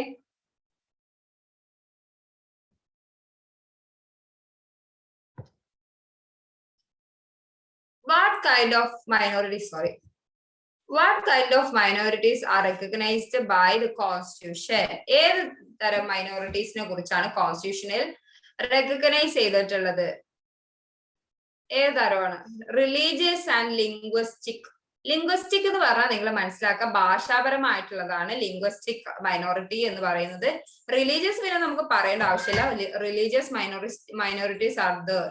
റിലീജിയസ് ആൻഡ് ലിംഗ്വിസ്റ്റിക് മൈനോറിറ്റീസിനെ കുറിച്ചാണ് കോൺസ്റ്റിറ്റ്യൂഷൻ റെക്കഗ്നൈസ് ചെയ്തിട്ടുള്ളത്. പിന്നെ പറയുമ്പോൾ നെക്സ്റ്റ് ക്വസ്റ്റ്യൻ ആയിരുന്നു the charge of impeachment of the president is preferred. The charge of impeachment എന്ന് വെച്ചാൽ ഇംപീച്ച്മെന്റ് എന്ന് പറഞ്ഞിട്ടുണ്ടെങ്കിൽ എന്താണ്? പ്രസിഡന്റിനെ റിമൂവ് ചെയ്യുന്ന, സാധാരണഗതിയിൽ പ്രസിഡന്റിന്റെ കാലാവധി കഴിയുന്ന സമയത്ത് റിട്ടയർമെന്റ് ആവുന്ന സമയത്ത് റിട്ടയർഡ് ആയിട്ട് മാറുന്നതാണ് സാധാരണ റിമൂവൽ, അല്ലെങ്കിൽ ആ ടേം കഴിഞ്ഞിട്ട് ഓഫീസിലിരിക്കുന്ന ടേം കഴിഞ്ഞിട്ട് മാറുന്നതാണ് സാധാരണഗതിയിൽ പറയാം. പക്ഷെ അതല്ലാണ്ട് അൺയൂഷ്വൽ ആയിട്ടുള്ള രീതിയിൽ നമ്മൾ എന്ത് ചെയ്യും?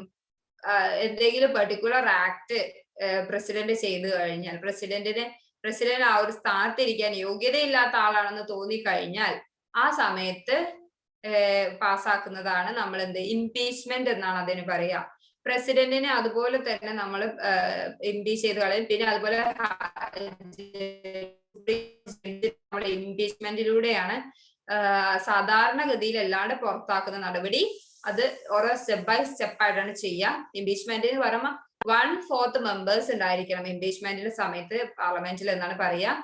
അത് ഇൻ എയ്തർ ഹൗസ്, ഏതെങ്കിലും ഒരു ഹൗസിലായിരിക്കും അതിന് ചാർജ് ഫസ്റ്റ് സ്റ്റാർട്ട് ചെയ്യുന്നത്. Okay, charge for impeachment in either house, ഏതെങ്കിലും ഒരു ഹൗസ്, രാജ്യസഭയിലോ ലോക്സഭയിലോ ആയിരിക്കും അതിന്റെ ഫസ്റ്റ് സ്റ്റാർട്ടിങ് തുടങ്ങുന്നത് തന്നെ എന്നാണ് പറയുന്നത്. ഓക്കെ, ഏതിലാണ് പ്രിഫർ ചെയ്യാന്ന് ചോദിച്ചാൽ ഇൻ എയ്തർ ഹൗസ് ആണ് ആൻസർ വരിക. Next, fundamental duties are available to citizen of India. Fundamental duties available ആവുന്നത് ഇന്ത്യൻ സിറ്റിസൺ ആണ്. അതുപോലെ തന്നെ ഇന്ത്യൻ സിറ്റിസൺ ആണ് ആ ഡ്യൂട്ടീസ് ഒബേ ചെയ്യേണ്ടതും പറയുന്നത്. അവര് ഒബേ ചെയ്യണം എന്നാണ് പറയുന്നത്. അപ്പൊ citizen of India. Power to dissolve the Lok Sabha lies with. Lok Sabha dissolve ചെയ്യാൻ, ലോക്സഭ പിരിച്ചുവിടാനുള്ള പവർ ഉള്ളത് പ്രസിഡന്റിനാണ്. Power to dissolve the Lok Sabha lies with president. Next നമ്മൾ പറയുന്നത് Who can take part in the proceedings of parliament without being member? ഒരു member ആവാണ്ട് തന്നെ പാർലമെന്റിന്റെ ഭാഗമാവാണ്ട് തന്നെ അതിന്റെ പ്രൊസീഡിങ്സിൽ പാർട്ടാവാൻ സാധിക്കുന്നത് ആർക്കാണ്? അറ്റോർണി ജനറലിനാണ്. അറ്റോർണി ജനറൽ ആയിരിക്കും അതിലെ മെമ്പർ അല്ലാത്ത വ്യക്തി, അദ്ദേഹം ആയിരിക്കും ആ പ്രൊസീഡിങ്സിന്റെ ഭാഗമാവുന്നത്. ഓക്കെ, അദ്ദേഹത്തിന് വോട്ടിംഗ് റൈറ്റ് ഒന്നും ഉണ്ടാവില്ല അതിനകത്ത്, പക്ഷെ പ്രൊസീഡിങ്സിന്റെ ഭാഗമാവാൻ സാധിക്കും. Okay, what is the minimum age for conducting Rajya Sabha election? Rajya Sabha election conduct ചെയ്യാനുള്ള മിനിമം ഏജ് എന്ന് പറയുന്നത് 30 ഇയേഴ്സ് ആണ്. 30 ഇയേഴ്സ് ആണ്. Chief election commissioner can be removed by impeachment through parliament. നമ്മൾ നേരത്തെ പറഞ്ഞു പ്രധാനപ്പെട്ട പോസ്റ്റ് ആണ് പിന്നെ ചീഫ് ജസ്റ്റിസിന്റെയും അതുപോലെ തന്നെ പ്രസിഡന്റ് എന്ന് പറയുന്നത്. പ്രസിഡന്റ് എന്ന് പറയുമ്പോൾ നമുക്കറിയാം അത്രയും ഉയർന്ന പദവിയാണ്, ആ ഒരു പദവിയിൽ ഇരിക്കുന്നു. അതുപോലെ തന്നെ ചീഫ് ഇലക്ഷൻ കമ്മീഷണർ എന്ന് പറഞ്ഞ പദവിയും വളരെ ഇമ്പോർട്ടന്റ് ആയിട്ടുള്ള ഒരു പോസ്റ്റ് ആണ്. അതുകൊണ്ട് തന്നെയാണ് ഇംപീച്ച്മെന്റ് പ്രോസസ്സിലൂടെയാണ് അദ്ദേഹത്തെ റിമൂവ് ചെയ്യാൻ സാധിക്കുന്നത്. ടേം കഴിഞ്ഞ് നോർമൽ കേസിൽ ടേം ഒക്കെ കഴിഞ്ഞ് അവരുടെ കാലാവധി ഒക്കെ കഴിയുമ്പോൾ അവര് സാധാരണഗതിയിൽ റിമൂവ് ആയി പോകും. പക്ഷെ അല്ലാത്തൊരു സാഹചര്യത്തിൽ കമ്പൽസറി നമ്മൾ അവരെ റിമൂവ് ചെയ്ത് കളയുകയാണെങ്കിൽ അതെന്ന് പറയുന്നത് ഇംപീച്ച്മെന്റ് ത്രൂ പാർലമെന്റ് ആയിരിക്കും. ഇംപീച്ച്മെന്റിലൂടെ ആയിരിക്കും. ഇംപീച്ച്മെന്റ് എന്ന വേർഡാണ് അതിന് പറയാം. Preamble was amended in the year. Preamble amend ചെയ്തത് 1976 നമ്മൾ പഠിച്ചു കഴിഞ്ഞ ദിവസം. പ്രിയാമ്പിൾ ഒരു തവണ മാത്രമേ അമെൻഡ് ചെയ്തിട്ടുള്ളൂ, 1976 നെക്സ്റ്റ് വരുന്നത് Panchayati Raj was introduced through which അമെൻമെന്റ്? ഏത് അമെൻമെന്റിലൂടെയാണ് പഞ്ചായത്തി രാജ് ഇൻട്രൊഡ്യൂസ് ചെയ്തത്? ഏതിലായിരുന്നു? 73rd അമെൻമെന്റ് ആണ് answer. 73rd. Municipalities introduced through which അമെൻമെന്റ്? 74th അമെൻമെന്റിലായിരുന്നു മുനിസിപ്പാലിറ്റീസിനെ ഇൻക്ലൂഡ് ചെയ്തത്. Oaths are prescribed under which schedule? നമ്മൾ പറയും oaths and affirmations ഏത് ഷെഡ്യൂളാണ്? 3rd schedule of the Indian Constitution deals with oaths and affirmations. Okay, സത്യപ്രതിജ്ഞയും കാര്യങ്ങളും അതുമായിട്ട് ബന്ധപ്പെട്ട കാര്യങ്ങളൊക്കെ പറയുന്നത് 3rd ഷെഡ്യൂളിലാണ്, 3ാമത്തെ ഷെഡ്യൂളാണ്. നിങ്ങൾ ഈ ഷെഡ്യൂളും പാർട്ടും തമ്മിൽ മാറിപ്പോകരുത്. പാർട്ട് എന്ന് പറയുന്നതിൽ 3rd ഏതാ വരുന്നത്? ഫണ്ടമെന്റൽ റൈറ്റ്സ് ആണ് വരുന്നത്. അപ്പൊ ഷെഡ്യൂൾ പറയുമ്പോൾ ഏതാണ് പറയുക? Schedule 3rd schedule oaths and affirmations ആണ് പറയുന്നത്. Okay, how many fundamental duties are prescribed under the constitution? എത്ര ഫണ്ടമെന്റൽ ഡ്യൂട്ടീസ് ആണ് പറഞ്ഞിട്ടുള്ളത്? 11 ആൻസർ. നമുക്കറിയാം 10 ഉണ്ടായിരുന്നത്, അത് 11 ആയത് എപ്പോഴാണ്? 11 ഈ അടുത്താണ് ആയത്. എന്ന് വെച്ചാൽ നമ്മുടെ എഡ്യൂക്കേഷൻ, റൈറ്റ് ടു എഡ്യൂക്കേഷൻ എന്ന് പറഞ്ഞ സംഭവം ഇതിൽ ആഡ് ചെയ്തിട്ടുണ്ട്. ഒരു എഡ്യൂക്കേഷൻ കൊടുക്കണം എന്ന് പറഞ്ഞിട്ട് പാരന്റ്സോ ഗാർഡിയൻസ് എഡ്യൂക്കേഷൻ. ഇന്നത്തെ ക്ലാസ്സിൽ നമ്മൾ അതിനെ കുറിച്ച് ഡിസ്കസ് ചെയ്യുന്നുണ്ട്. ഏതെല്ലാമാണ് ഫണ്ടമെന്റൽ ഡ്യൂട്ടീസ് എന്നുള്ളതിനെ കുറിച്ച് ഒന്ന് ജസ്റ്റ് പറഞ്ഞു പോകുന്നുണ്ട്. കാരണം ഓരോ ക്വസ്റ്റ്യൻ പേപ്പറിൽ ചിലപ്പോൾ ചോദിക്കാം ഫണ്ടമെന്റൽ ഡ്യൂട്ടീസിന് ഭാഗമല്ലാത്തത് ഏത് എന്നൊക്കെ പറഞ്ഞ് ചോദിക്കും. അതല്ലാത്തതിൽ ഏതാണെന്നൊക്കെ ചോദിക്കും. അപ്പൊ നമുക്ക് ആ ഒരു ഡ്യൂട്ടീസ് എന്തൊക്കെയാണെന്ന് അറിഞ്ഞിരുന്നാൽ മാത്രമേ അത് സാധിക്കുള്ളൂ. നിങ്ങൾക്ക് സമയമില്ലാത്തത് കൊണ്ട് തന്നെ നിങ്ങൾ കൂടുതലായിട്ടും എക്സ്ട്രാ വായിക്കാനുള്ള ചാൻസ് വളരെ കുറയും. അപ്പൊ നമ്മൾ അതൊന്ന് നമ്മുടെ ക്ലാസ്സിൽ തന്നെ മെൻഷൻ ചെയ്ത് പോകുന്നതായിരിക്കും കുറച്ചുകൂടെ നല്ലത്. Okay, part 4A fundamental duties പറയുന്നത്. 51A article 51A fundamental duties എന്താണെന്ന് പറയുന്നത്. Okay, part 4A 51A. Okay, how many fundamental duties are there എന്ന് ചോദിച്ചിട്ടുണ്ടെങ്കിൽ 11 10 ആരും ആൻസർ ചെയ്യരുത്. 11 ഫണ്ടമെന്റൽ ഡ്യൂട്ടീസ് ആണ് ഇപ്പൊ നിലവിലുള്ളത്. Next, important notes from constitution. കോൺസ്റ്റിറ്റ്യൂഷനിൽ നമ്മൾ പല കാര്യങ്ങളും നമ്മൾ പറഞ്ഞു പോയിട്ടുണ്ട്. റിട്സ് ഒക്കെ നമ്മൾ പറഞ്ഞു പോയിട്ടുണ്ട്. പക്ഷെ ഓരോ റിട്ടിന്റെ സ്പെസിഫിക് ആയിട്ടുള്ള നോട്ട് നമ്മൾ ഡിസ്കസ് ചെയ്തിട്ടില്ല, ജസ്റ്റ് പറഞ്ഞു പോയിട്ടേ ഉള്ളൂ. അതുകൊണ്ട് ആ നോട്ട്സ് ഇൻക്ലൂഡ് ചെയ്തിട്ടാണ് ഇന്നത്തെ ക്ലാസ്. റിട്സ് എന്ന് പറയുമ്പോൾ ഏറ്റവും പ്രധാനപ്പെട്ട റിട്ടിന്റെ പ്രൊവിഷൻ എന്ന് പറയുന്നത് ആർട്ടിക്കിൾ 32 ആണ് സുപ്രീം കോടതിക്ക് ഉള്ളതും. ആർട്ടിക്കിൾ 226 226 ആർട്ടിക്കിൾ എന്ന് പറയുന്നത് ഹൈക്കോടതിക്കുള്ള പവറുമാണ്. റിട്സിന്റെ മുകളിലുള്ള പവറാണ് വരുന്നത്. പിന്നെ റിട്ട് എന്ന് പറഞ്ഞിട്ടുണ്ടെങ്കിൽ ഒന്നാമത്തെ റിട്ടാണ് habeas corpus. It is a Latin term which means you may have a body. നമ്മൾ അവിടെ ബോഡി ഹാജരാക്കണം എന്നാണ് അതിൽ പറയുന്നത്. എന്ന് വെച്ചാൽ ആ ഒരു ലാറ്റിൻ ടേമിന്റെ മീനിങ് വരുന്നത് to decide for unlawful arrest and detention. ഇത് ഡിസൈൻ ചെയ്തിട്ടുള്ള എന്തിനു വേണ്ടിയാണ്? Habeas corpus unlawful arrest and detention ഒഴിവാക്കാൻ വേണ്ടിയിട്ടാണ്. അതിൽ നിന്നുള്ള ഒരു പവറിന്റെ പ്രൊട്ടക്ഷൻ ആണ് ഹേബിയസ് കോർപ്പസ് എന്നുള്ളത് കൊണ്ട് ഉദ്ദേശിക്കുന്നത്. അൺലോഫുൾ ആയിട്ടുള്ള അറസ്റ്റോ അല്ലെങ്കിൽ നമ്മളിപ്പോ ഒരാളെ തടവിലാക്കുകയോ ചെയ്യുകയാണെങ്കിൽ ഹേബിയസ് കോർപ്പസ് ഫയൽ ചെയ്യും. അപ്പോ കോടതി ഉത്തരവിടും, ഏറ്റവും നിയറസ്റ്റ് ആയിട്ടുള്ള പോലീസ് സ്റ്റേഷനിലേക്ക് അതിന് ഉത്തരവ് പോവും. അവർ എത്രയും പെട്ടെന്ന് തന്നെ ആ ആളെ അവിടെ കോടതിന്റെ മുന്നിൽ ഹാജരാക്കിയിരിക്കണം എന്ന് പറയും. പിന്നെ അവരോട് ഒപ്പീനിയൻ ചോദിക്കും, എവിടെ പോകണം, എങ്ങനെ ചെയ്യണം, ആരുടെ കൂടെ പോകണം, എന്താണ് നെക്സ്റ്റ് സ്റ്റെപ്പ് എടുക്കേണ്ടത് എന്നുള്ളൊരു ഇത് ചോദിക്കും. കാരണം അവര് അവിടെ അൺലോഫുൾ ആയിട്ട് ഡിറ്റൻഷനിൽ അനുഭവിച്ചുകൊണ്ടിരുന്ന ആളുകളായിരുന്നു. അപ്പൊ അവരോട് കോടതി അതിൻ്റെതായ കാര്യങ്ങളൊക്കെ ചോദിച്ചറിയുകയും ചെയ്യും. ഇനി നെക്സ്റ്റ് കാര്യം എന്ന് പറഞ്ഞാൽ ബോത്ത് സുപ്രീം കോടതി and high court can issue this writ. Supreme കോടതിക്കും അതുപോലെ തന്നെ ഹൈക്കോടതിക്കും ഈ റിട്ട് ഇഷ്യൂ ചെയ്യാനുള്ള പവർ ഉണ്ട്. ഓക്കെ, നെക്സ്റ്റ് റിട്ട് എന്ന് പറയാൻ മൻഡാമസ് ആയിരുന്നു. മൻഡാമസ് എന്ന് പറയുമ്പോൾ നമുക്കറിയാം ബി ഓർഡർ, അതൊരു ലാറ്റിൻ വേർഡ് ആണ്. മൻഡാമസ് എന്ന് പറയുന്നത് be order. It is an order from a superior court. ഇതൊരു സുപ്പീരിയർ കോടതിയിൽ നിന്നുള്ള ഓർഡർ ആണ്. To a lower court or tribunal or public authority. അതൊരു ലോവർ കോർട്ടിനോ അല്ലെങ്കിൽ ഒരു ട്രിബ്യൂണലോ അല്ലെങ്കിൽ ഒരു പബ്ലിക് അതോറിറ്റീസിനോ കൊടുക്കുന്ന ഒരു ഓർഡർ ആണ്. To perform an act which falls within its jurisdiction, judicial duty. Judicial ഡ്യൂട്ടിന്റെ ഉള്ളിൽ നിന്ന് തന്നെ കാര്യങ്ങൾ ചെയ്യാൻ വേണ്ടിയിട്ട് പറയുന്ന ഒരു ഓർഡർ ആണ് ഈ റിട്ട് എന്ന് പറയുന്നത്, മൻഡാമസ് എന്ന് പറയുന്നത്. ആ ജുഡീഷ്യൽ അവർക്ക് ചെയ്യാനുള്ള ഡ്യൂട്ടിന്റെ ഉള്ളിൽ നിന്ന് തന്നെ കാര്യങ്ങൾ ചെയ്യണം എന്ന് പറയുന്നതാണ്. ഡ്യൂട്ടിയിൽ നിന്ന് കാര്യങ്ങൾ പെർഫോം ചെയ്യണമെന്ന് ഓർഡർ ചെയ്യുന്നതാണ് മൻഡാമസ് എന്നുള്ള writ. Mandamus, V order, V command എന്നൊക്കെയാണ് ഇതിനകത്ത് ഇതിന്റെ ഒരു ഡിസ്ക്രിപ്ഷൻ ആയിട്ട് നമുക്ക് പറയാൻ പറ്റുക. നെക്സ്റ്റ് എന്ന് പറയുന്നത് റിട്ട് ഓഫ് പ്രൊഹിബിഷൻ ആണ്. റിട്ട് ഓഫ് പ്രൊഹിബിഷൻ എന്ന് പറയുമ്പോൾ it is a writ issued by a superior court to a lower court or tribunal. നേരത്തെ പറഞ്ഞ പോലെ തന്നെ ലോവർ കോർട്ടിനോ അല്ലെങ്കിൽ ഒരു ട്രിബ്യൂണലിനോ ഒക്കെ കൊടുക്കുന്ന ഒരു ഓർഡർ ആണ്. അതെന്താ സംഭവം, എന്തിനാണ് കൊടുക്കുന്നത്? Forbidding it is to perform an act outside its jurisdiction. അത് എന്താ പറയാ, ഒരു കോടതി അല്ലെങ്കിൽ ഒരു ട്രിബ്യൂണൽ, ലോവർ കോടതിയോ അല്ലെങ്കിൽ ഒരു ട്രിബ്യൂണലോ അങ്ങനെയുള്ളത് നമ്മൾ എന്താ പറയാ outside jurisdiction, beyond the power എന്ന് വെച്ചാൽ അൾട്രാ വയേഴ്സ് ആയിട്ടുള്ള, എന്ന് വെച്ചാൽ അവർക്ക് ജൂറിസ്ഡിക്ഷൻ ഇല്ല, അവർക്ക് ആ കാര്യം ചെയ്യാനുള്ള പവർ ഇല്ല, അധികാരമില്ലാത്തതിന്റെ പുറത്ത് നിന്നിട്ട്. അപ്പൊ നമുക്കൊരു പവർ ഉണ്ട്, ആ പവറിന്റെ അപ്പുറത്തേക്ക് പോയിട്ട് നമ്മളൊരു കാര്യം ചെയ്യാൻ സാധിക്കില്ല. അപ്പൊ അങ്ങനെ ചെയ്യാൻ പറ്റില്ല എന്ന് പറഞ്ഞിട്ട് അത് ഫോർബിഡ് ചെയ്യണമെന്ന് പറഞ്ഞിട്ടുള്ള ഒരു ആക്ട്, ഒരു റിട്ട് ആണ് റിട്ട് ഓഫ് പ്രൊഹിബിഷൻ എന്ന് പറയുന്നത്. Out of jurisdiction, outside jurisdiction നമുക്കത് ഒരു ആക്ട് ചെയ്യാൻ സാധിക്കില്ല, അത് പെർഫോം ചെയ്യാൻ പാടില്ല എന്ന് പറയുന്ന റിട്ടാണ് ഏത്? Writ of prohibition. അവിടെ പ്രൊഹിബിറ്റ് ചെയ്യുകയാണ്, അങ്ങനെ ചെയ്യാൻ പാടില്ല എന്ന് പറയും.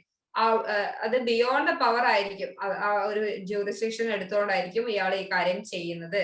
അങ്ങനെ വരുമ്പോൾ the Supreme Court may issue such writs to lower court, writs to the lower courts to restrain from hearing a case which lays beyond its jurisdiction. ഇപ്പൊ ലോവർ കോർട്ടിന് ഒരു അവരുടെ അധികാര പരിധിയിൽ വരുന്ന ഒരു കാര്യമല്ല, ഒരു മാറ്റർ അല്ല. നമുക്കറിയാം ഓരോ കോടതിക്കും ഓരോ രീതിയിലുള്ള അധികാര പരിധികളുണ്ട്. അധികാര പരിധി എന്ന് വെച്ചാൽ ചിലപ്പോ പെക്യുനറി ജൂറിസ്ഡിക്ഷൻ ആയിരിക്കാം, എന്താ പറയാ പണത്തിന്റെ ബേസിൽ എന്ന് വെച്ചാൽ ഒരു 3 lakh വരെ ഒരു കോടതി, 10 lakh വരെ വേറൊരു കോടതി, അങ്ങനെ ഒരു പെക്യുനറി ജൂറിസ്ഡിക്ഷൻ നമ്മൾ പറയും. അപ്പൊ ആ ജൂറിസ്ഡിക്ഷന്റെ ഉള്ളിൽ നിന്നിട്ടല്ല, അതിനപ്പുറത്തേക്കുള്ള ജൂറിസ്ഡിക്ഷൻ ഉള്ള കാര്യങ്ങളാണ് ഈ കോടതി ചെയ്യുന്നതെങ്കിൽ അതിനെ പ്രൊഹിബിറ്റ് ചെയ്യാൻ സാധിക്കണം. അപ്പൊ ആ റിട്ടാണ് റിട്ട് ഓഫ് പ്രൊഹിബിഷൻ എന്ന് പറയുന്നത്. ഓക്കെ, ബിയോണ്ട് ദ പവർ അവർ യൂസ് ചെയ്യാൻ, beyond the jurisdiction they acted. ആ ഒരു സാഹചര്യത്തിലാണ് നമ്മൾ എന്ത് ചെയ്യാ, റിട്ട് ഓഫ് പ്രൊഹിബിഷൻ യൂസ് ചെയ്യുന്നത്. മറക്കരുത്.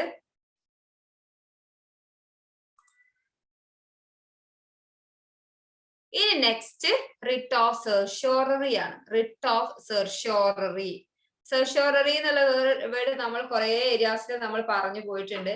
It is A writ that differs from prohibition as it is issued after rather than before the act is performed. Okay, perform ചെയ്ത് കഴിഞ്ഞ ശേഷം, പ്രൊഹിബിറ്റ് ചെയ്തതിന് മുന്നേ അത് കഴിഞ്ഞു കഴിഞ്ഞാൽ കോടതി പറയുന്നതിനെയാണ്, അതില് ഒരു റിസ്ട്രെയിൻ ചെയ്യുന്നതിനെയാണ് നമ്മൾ ഈ സെർഷർ റിട്ട് യൂസ് ചെയ്യുന്നത്.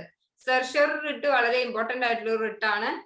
പിന്നെ വരുന്ന റിട്ടാണ് writ of quo warranto. Quo warranto എന്ന് പറയുന്നത് ബൈ വാട്ട് അതോറിറ്റി എന്നാണ്. എന്ത് അതോറിറ്റിന്റെ മുകളിലാണ് ആ ഒരു കാര്യം ചെയ്തിട്ടുള്ളത് എന്നാണ് കോ വാറണ്ടോ പറയുന്നത്.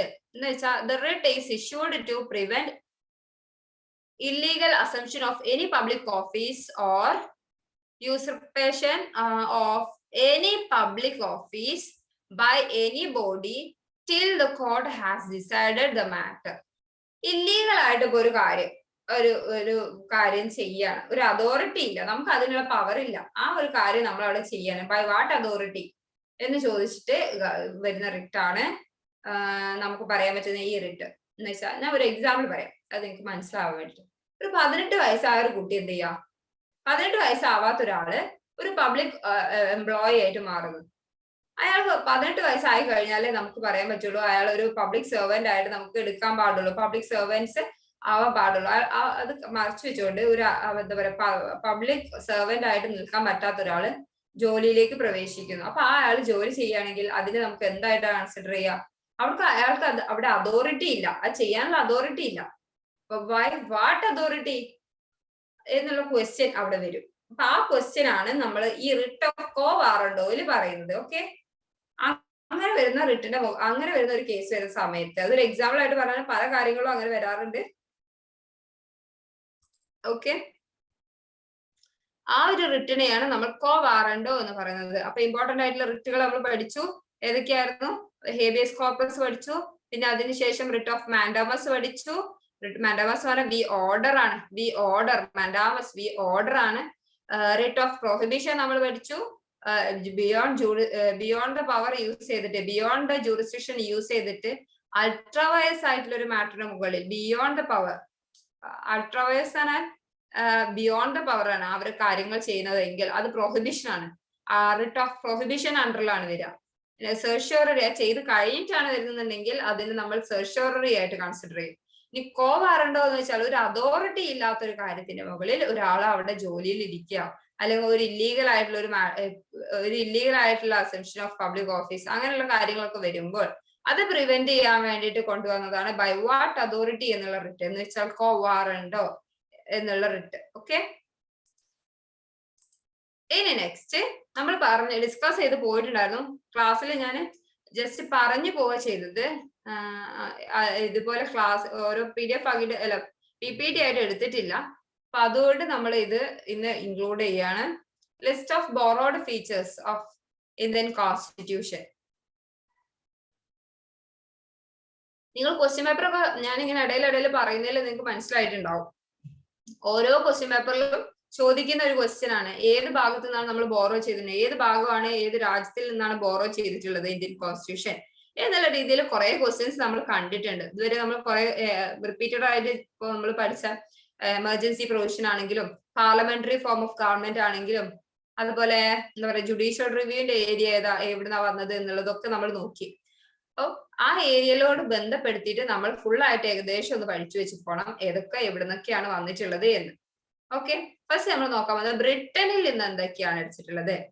നമ്മൾ നേരത്തെ പറഞ്ഞു ബ്രിട്ടനിൽ എടുത്തത് പാർലമെന്ററി ഗവൺമെന്റ്. പാർലമെന്ററി ഗവൺമെന്റ് എന്നുള്ള വേർഡ് നമ്മൾ ബ്രിട്ടൻ എന്നാണ് എടുത്തിട്ടുള്ളത്. പാർലമെന്ററി ഗവൺമെന്റ് മറക്കരുത്, പാർലമെന്ററി ഗവൺമെന്റ് നമ്മൾ ബ്രിട്ടൻ എന്നാണ് എടുത്തിട്ടുള്ളത്. Rule of law, rule of law എന്നുള്ളത് അത് ഒരു ജൂറിസ്റ്റിന്റെ വേർഡുമായിട്ട് നമ്മൾ റൂൾ ഓഫ് ലോ ആയിട്ട് ബന്ധപ്പെടുത്തി വായിക്കുമ്പോൾ നമ്മൾ ഒരു ജൂറിസ്റ്റിനെ ഓർക്കണം.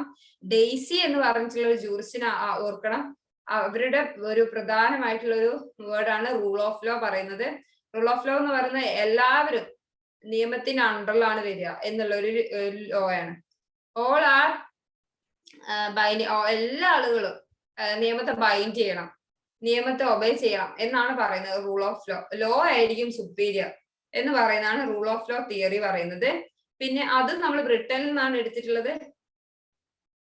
പിന്നെ നമ്മൾ പഠിച്ചിട്ടുണ്ടായിരുന്നത് ലെജിസ്ലേറ്റീവ് പ്രൊസീജിയർ ആണ്.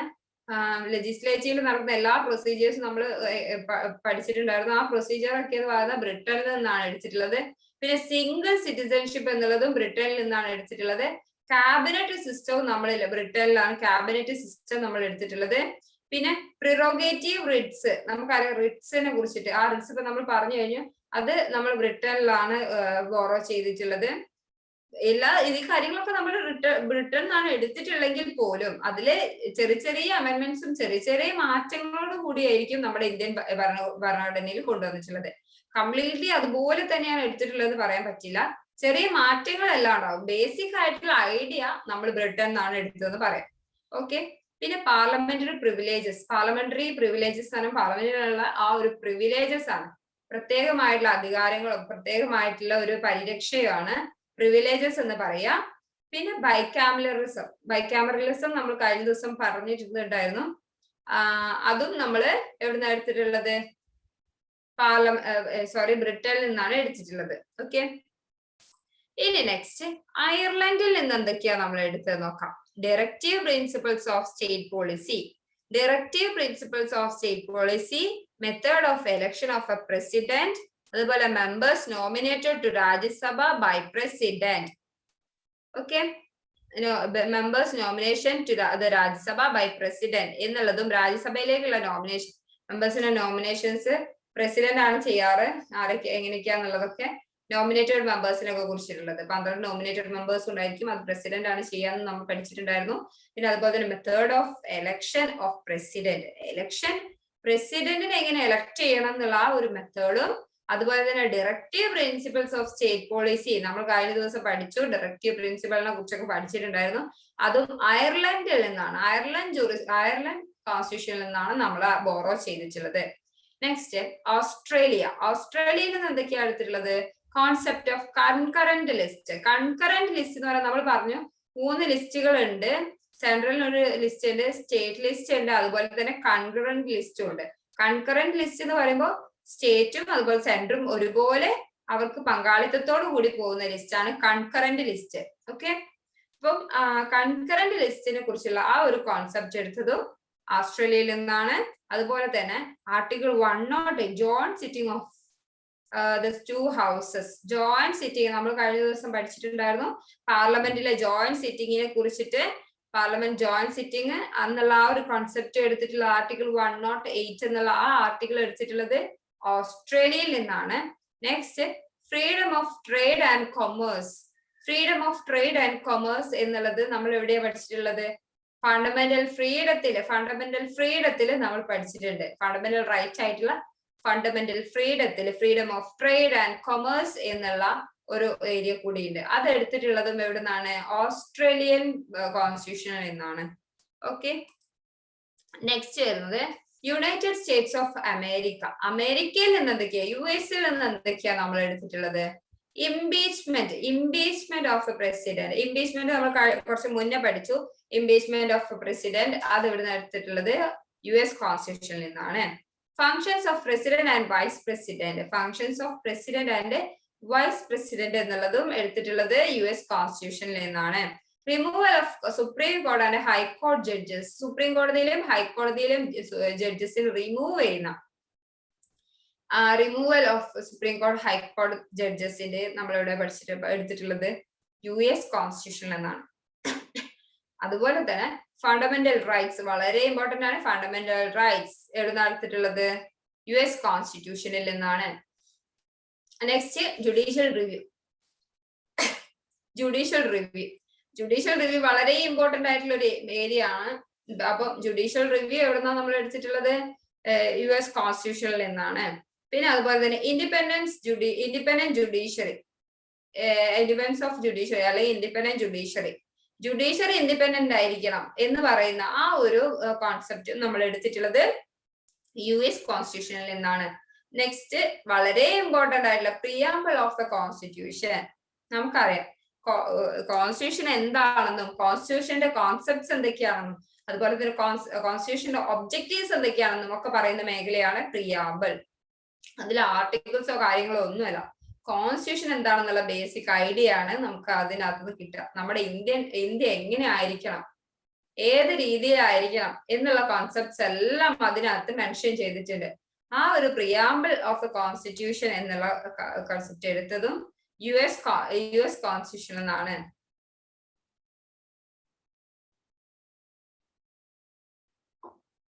Next Canada. കാനഡയിൽ നിന്ന് എന്തൊക്കെയായിട്ടുള്ളത്? സെൻട്രിഫ്യൂഗൽ ഫോം ഓഫ് ഫെഡറലിസം, അത് word the centre is stronger than the States. അങ്ങനെയുള്ള ഒരു ഫെഡറലിസം, ആ ഒരു കോൺസെപ്റ്റ് എടുത്തത് നമ്മൾ എഴുതുന്നതാണ് കാനഡയിൽ നിന്നാണ്. സെന്റർ ആയിരിക്കും സ്റ്റേറ്റിനേക്കാൾ സ്ട്രോങ്ങർ എന്നുള്ള ഒരു കോൺസെപ്റ്റ് ആണ് അത്, ആ ഒരു കോൺസെപ്റ്റ് ആണ് പറയുന്നത്. അത് എടുത്തിട്ടുള്ളതും കാനഡയിൽ നിന്നാണ്. പിന്നെ residuary powers vest with the centre. Residuary powers എന്നുള്ള പവേഴ്സ് സെൻട്രലാണ് നിൽക്കുന്നത് എന്ന് പറയുന്നത്, വെസ്റ്റ് ചെയ്യുന്നത് സെൻട്രൽ ആണെന്ന് പറയുന്നത് കാനഡൻ കോൺസ്റ്റിറ്റ്യൂഷനിൽ നിന്നാണ്. Centre appoints the governors at the states. Centre ആണ് ഗവർണേഴ്സിനെ അപ്പോയിന്റ് ചെയ്യുന്നത്. ഓരോ സ്റ്റേറ്റിലെയും ഗവർണേഴ്സിനെ അപ്പോയിന്റ് ചെയ്യുന്നത് സെൻട്രൽ ഗവൺമെന്റ് ആണ് എന്ന് പറയുന്നത് കാനഡയിൽ നിന്നാണ് എടുത്തിട്ടുള്ളത്. അതുപോലെ തന്നെ adversary jurisdiction of supreme court. നമുക്കറിയാം original jurisdiction, adversary jurisdiction, appellative jurisdiction, അങ്ങനെ അങ്ങനെ ഓരോ എന്താ പറയാ കുറെ ജൂറിസ്ഡിക്ഷൻസ് ഉണ്ട്. അത് നമുക്ക് നെക്സ്റ്റ് ക്ലാസ്സിലൊക്കെ ആയിട്ട് ഡിസ്കസ് ചെയ്യാം. ആ ജൂറിസ്ഡിക്ഷൻ എന്ന് പറഞ്ഞതിൽ ഇമ്പോർട്ടന്റ് ആയിട്ടുള്ള ഒരു ജൂറിസ്ഡിക്ഷൻ അഡ്വേഴ്സറി ജൂറിസ്ഡിക്ഷൻ. ഓക്കെ, ഈ adversary jurisdiction of supreme court എടുത്തിട്ടുള്ളത് എവിടെ നിന്നാണ്? കാനഡയിൽ നിന്നാണ്. ഓക്കെ, നെക്സ്റ്റ് പ്രധാനപ്പെട്ടതാണ് USSR. USSR എന്ന് പറഞ്ഞാൽ ഇപ്പോഴത്തെ റഷ്യയാണ്. ഫണ്ടമെന്റൽ ഡ്യൂട്ടീസ് നമ്മൾ അവിടെ നിന്ന് എടുത്തിട്ടുള്ള ഫണ്ടമെന്റൽ റൈറ്റ്സ് അമേരിക്കൻ കോൺസ്റ്റിറ്റ്യൂഷനിൽ നിന്നും ഫണ്ടമെന്റൽ ഡ്യൂട്ടീസ് അമേരിക്കന്റെ നേരെ അഗെയിൻസ്റ്റ് ആയിട്ട് നിൽക്കുന്ന USSRൽ നിന്നുമാണ് എടുത്തിട്ടുള്ളത്. The ideals of social, economic and political expressed in the preamble.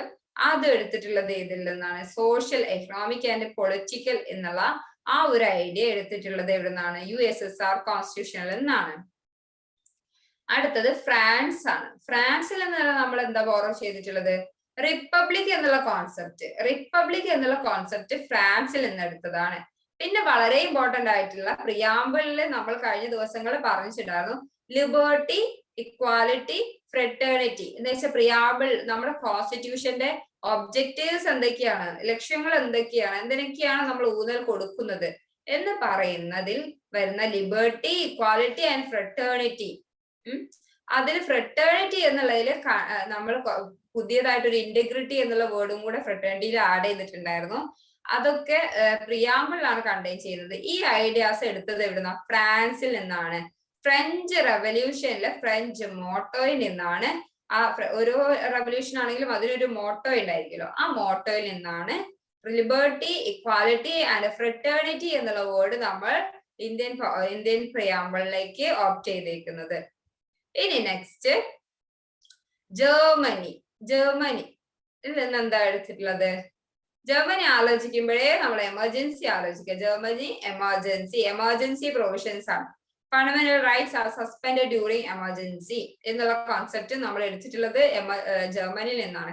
Emergency provision നമ്മൾ എടുത്തിട്ടുള്ള ജർമ്മനിയിൽ നിന്നാണ്. മറക്കരുത്, അത് കുറെ ക്വസ്റ്റ്യൻസിൽ കണ്ടുവരുന്ന ഒരു ചോദ്യമാണ്. എമർജൻസി പ്രൊവിഷൻ ഏതുമായിട്ട് റിലേറ്റ് ചെയ്തിട്ട് എവിടുന്ന് എടുത്താണെന്നുള്ളത്. അത് ജർമ്മനിയാണ്. സൗത്ത് ആഫ്രിക്കയിൽ നമ്മൾ എടുത്തിട്ടുണ്ട് എന്താണ്? Election of members of the Rajya Sabha. രാജ്യസഭയിലെ മെമ്പേഴ്സിനെ എലക്ഷൻ എങ്ങനെയായിരിക്കണം എന്ന് പറയുന്നത് സൗത്ത് ആഫ്രിക്കയിൽ നിന്നാണ് നമ്മൾ എടുത്തിട്ടുള്ളത്. പിന്നെ വളരെ പ്രധാനപ്പെട്ട സെക്ഷൻ ആർട്ടിക്കിൾ 368 ആയിട്ടുള്ള അമെൻമെന്റ് of the constitution. Constitution amend ചെയ്യുന്ന കാര്യം ഏറ്റവും പ്രധാനപ്പെട്ട ഒരു മേഖലയാണ് അമെൻമെന്റ് procedure. അമെൻമെന്റ് of the constitution borrowed from south Africa. Next ജപ്പാനിൽ നിന്ന് concept of procedure established by law എന്ന കോൺസെപ്റ്റ് നമ്മൾ ജപ്പാനിൽ നിന്നുമാണ് എടുത്തിട്ടുള്ളത്. പ്രൊസീജിയർ എസ്റ്റാബ്ലിഷ്ഡ് ബൈ ലോ, ആ ഒരു കോൺസെപ്റ്റ് നമ്മൾ അങ്ങനെയാണ് എടുത്തിട്ടുള്ളത്. പിന്നെ നെക്സ്റ്റ് ഇമ്പോർട്ടന്റ് ആയിട്ടുള്ളത് ഫണ്ടമെന്റൽ ഡ്യൂട്ടീസ്. ഞാൻ നേരത്തെ പറഞ്ഞു ഫണ്ടമെന്റൽ ഡ്യൂട്ടീസ് എന്തൊക്കെയാണെന്നൊക്കെ നമ്മൾ അറിഞ്ഞിരിക്കണം. ആ ഒരു ബേസിക് ആയിട്ടുള്ള ഐഡിയ ഇല്ലെങ്കിൽ അത് ഒരു ഓപ്ഷൻ ആയിട്ട് തരുന്ന സമയത്ത് നമുക്ക് കൺഫ്യൂഷൻ ആവും. ഡയറക്റ്റീവ് പ്രിൻസിപ്പിളും ആണോ, ഇനി ഫണ്ടമെന്റൽ ഡ്യൂട്ടീസിലാണോ, അതല്ല ഈ ഫണ്ടമെന്റൽ റൈറ്റ് ആയിട്ട് തന്നെയാണോ പറഞ്ഞിട്ടുള്ളത് എന്നുള്ള ഒരു കൺഫ്യൂഷൻ വരാൻ സാധ്യതയുണ്ട്. അതുകൊണ്ടാണ് ഫണ്ടമെന്റൽ ഡ്യൂട്ടീസിനെ കുറിച്ച് നമ്മൾ പറയുന്നത്. ഫണ്ടമെന്റൽ ഡ്യൂട്ടീസ് എന്ന് പറയുന്നത് പാർട്ട് 4A ഇൻക്ലൂഡ് ചെയ്തിട്ടുള്ളത്. ആർട്ടിക്കിൾ 51A ഫണ്ടമെന്റൽ ഡ്യൂട്ടി പറയുന്നത്. ആർട്ടിക്കിൾ 51A, ആർട്ടിക്കിൾ ചോദിക്കുകയാണെങ്കിൽ 51A, പാർട്ട് ആണെങ്കിൽ 4A. ഇത് ഓർത്ത് വെക്കുക, 4A and 51A. Okay, incorporated in 42nd Amendment in 1976. നമുക്കറിയാം ഏറ്റവും പ്രധാനപ്പെട്ട അമെന്റ്മെന്റ് ആണ്. ഫണ്ടമെന്റൽ ഡ്യൂട്ടീസ് ഒക്കെ ആഡ് ചെയ്തിട്ടുള്ള, ഒരുപാട് പ്രൊവിഷൻസ് ആഡ് ചെയ്തിട്ടുള്ള amendment 42nd Amendment, mini constitution എന്ന പേരിൽ അറിയപ്പെടുന്ന അമെന്റ്മെന്റ്. അതാണ് ഫണ്ടമെന്റൽ ഡ്യൂട്ടീസ് ഇൻക്ലൂഡ് ചെയ്തത്. മറക്കരുത്, 42nd Amendment in 1976. Okay, duties increased to 11. 10 duties ആയിരുന്നു ആ സമയത്ത്, അത് 11 വന്നത് 86th Amendment 2002 അമെന്റ്മെന്റിലൂടെ ആയിരുന്നു. ഒരു 11 അത് ഇൻക്രീസ് ചെയ്തു. ഡ്യൂട്ടീസ് 11 ഇൻക്രീസ് ചെയ്തത് 86th Amendment 2002 2002 86ാമത്തെ ഭരണഘടനാ ഭേദഗതിയിലൂടെയാണ് 11 ഡ്യൂട്ടീസ് ഉള്ളത് 10 ഡ്യൂട്ടീസ് എന്നുള്ളത് 11 ഡ്യൂട്ടീസ് ആയിട്ട് മാറിയത്. It shall be the duty of every citizen of India. Fundamental duties പറയുന്നത് it shall be ആണ്. എന്നുവെച്ചാൽ അത് ഒരു എന്താ പറയാ, ലീഗൽ റൈറ്റ് പോലെ നമുക്ക് കോടതിയിലേക്ക് സമീപിക്കാൻ പറ്റില്ല. shall be the duty of every citizen of India. Okay, അതിൽ വരുന്ന ഫസ്റ്റ് ഡ്യൂട്ടി എന്താണ്? ഫസ്റ്റ് ഡ്യൂട്ടി എന്ന് പറയുന്നത് to abide by the constitution and respect its ideals and institutions, the national flag and the national anthem. Okay, നമ്മൾ respect ചെയ്യണം എന്നാണ് പറയുന്നത്. എന്തിനൊക്കെയാണ്? Ideals and institutions, the national flag, national anthem എന്നുള്ളതിനൊക്കെ നമ്മൾ റെസ്പെക്ട് ചെയ്യണം. കാരണം അത് നമ്മുടെ ഇന്ത്യൻ കോൺസ്റ്റിറ്റ്യൂഷന്റെയും ഇന്ത്യൻ ഭരണഘടനയുടെയും വളരെ പ്രധാനപ്പെട്ട മേഖലയാണ് ഫ്ലാഗും അതുപോലെ തന്നെ നമ്മുടെ നാഷണൽ ആന്തം എന്നുള്ളതും. അത് നമ്മൾ റെസ്പെക്ട് ചെയ്യണം. ഓക്കെ, എന്നാണ് അതിന്റെ ബേസിക് ഐഡിയ. ഇനി to cherish and follow the noble ideals which inspired our national struggle for freedom.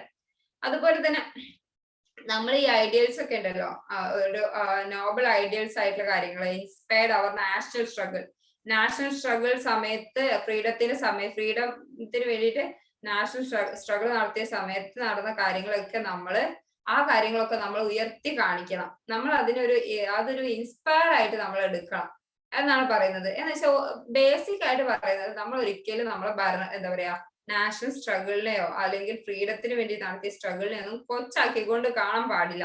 അതിന്റെ നൊബിലിറ്റിയെ നമ്മൾ എപ്പോഴും റെസ്പെക്ട് ചെയ്യണം, അതിനെ ചെറിഷ് ചെയ്യണം എന്നാണ് പറയുന്നത്. പിന്നെ വരുന്നത് to uphold and protect the sovereignty, unity and integrity of India. Okay, നമ്മൾ പ്രൊട്ടക്ട് ചെയ്യണം ഇന്ത്യൻ സോവറിറ്റിയെയും അതുപോലെ തന്നെ ഒത്തൊരുമ, യൂണിറ്റിയെയും ഇന്റഗ്രിറ്റിയെയും എല്ലാം കൊണ്ടും. ആ ഒരു എന്താ പറയാ, ഇന്റഗ്രിറ്റി എന്ന് പറഞ്ഞാൽ ബ്രദർഹുഡ് ആണ് ഉദ്ദേശിക്കുന്നത്.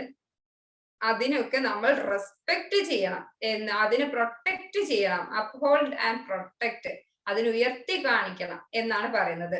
Next, to defend the country and render national service when called upon to do so. നമ്മൾ എന്താ പറയാ, കൺട്രിക്ക് വേണ്ടിയുള്ള സമയത്ത് നാഷണൽ സർവീസിനൊക്കെ വേണ്ടിയിട്ട് നമ്മൾ എന്ത് ചെയ്യണം? നമ്മൾ മുന്നോട്ട് നിൽക്കണം എന്നാണ് പറയുന്നത്. നമ്മൾ എപ്പോഴും നമ്മുടെ നാഷണൽ സർവീസിന് നമ്മൾ ഇമ്പോർട്ടൻസ് കൊടുക്കണം എന്നുള്ള ഒരു ബേസിക് ഐഡിയ ആണ് അതിൻ്റെ അകത്ത് പറയുന്നത്. To promote harmony and the spirit of common brotherhood amongst all the people of India, transcending religious, linguistic, regional and sectional diversities, to renounce practice derogatory to the dignity of women. ഇത് നമുക്ക് basic ആയിട്ട് ഇപ്പൊ വായിച്ചാൽ തന്നെ clear ആയിട്ടുണ്ടാവും എന്ന് വിചാരിക്കുന്നു, ഇതിന്റെ മീനിങ്ങും കാര്യങ്ങളൊക്കെ. നമ്മൾ എപ്പോഴും എന്താ പറയാ, ഒരു വുമന്റെ ഡിഗ്നിറ്റിനെയും അതുപോലെ തന്നെ റിലീജിയസ് ആൻഡ് ലിംഗ്വിസ്റ്റിക് ആയിട്ടുള്ള അവരുടെ ഒരു എല്ലാ ആളുകളുടെയും കാര്യത്തിൽ, religious and linguistic or sectional diversities ഒക്കെ, അതിനൊക്കെ നമ്മൾ എന്ത് ചെയ്യണം? അതിനൊക്കെ പ്രൊമോട്ട് ചെയ്യണം. പ്രൊമോട്ട് ഹാർമണി, നല്ല രീതിയിൽ കൊണ്ടുപോവുക. സ്പിരിറ്റ് ഓഫ് കോമൺ ബ്രദർഹുഡ് നല്ല രീതിയിൽ കൊണ്ടുപോവുക എന്നുള്ളത് ഓരോ ഇന്ത്യൻ പീപ്പിളിന്റെയും കടമയാണ്. ഡ്യൂട്ടിയാണ് എന്നാണ് ഇതിനകത്ത് പറയുന്നത്. Next, to value and preserve the rich heritage of our composite culture. നമുക്കറിയാം, നമുക്ക് ഒരുപാട് ഹെറിറ്റേജ് ഉണ്ട്, വളരെ വളരെ വലിയൊരു ഹെറിറ്റേജ് ആയിട്ടുള്ള പാരമ്പര്യമുള്ള രാജ്യമാണ് ഇന്ത്യ. അപ്പൊ അത്രയും വലിയ പാരമ്പര്യങ്ങളൊക്കെ ഉയർത്തി കാണിക്കുന്ന രാജ്യമായ അതിന്റെ മൂല്യങ്ങൾ നമ്മൾ ഉയർത്തി കാണിക്കണം, അത് പ്രിസർവ് ചെയ്യണം, അത് നഷ്ടപ്പെട്ടു പോകാണ്ട് പ്രിസർവ് ചെയ്ത് നോക്കേണ്ടത് നമ്മുടെ ഒരു ഡ്യൂട്ടിയാണ്. പിന്നെ നെക്സ്റ്റ് വരുന്നത്, to protect and improve the natural environment including forest, lakes, rivers, wild life and to have compassion for living creatures.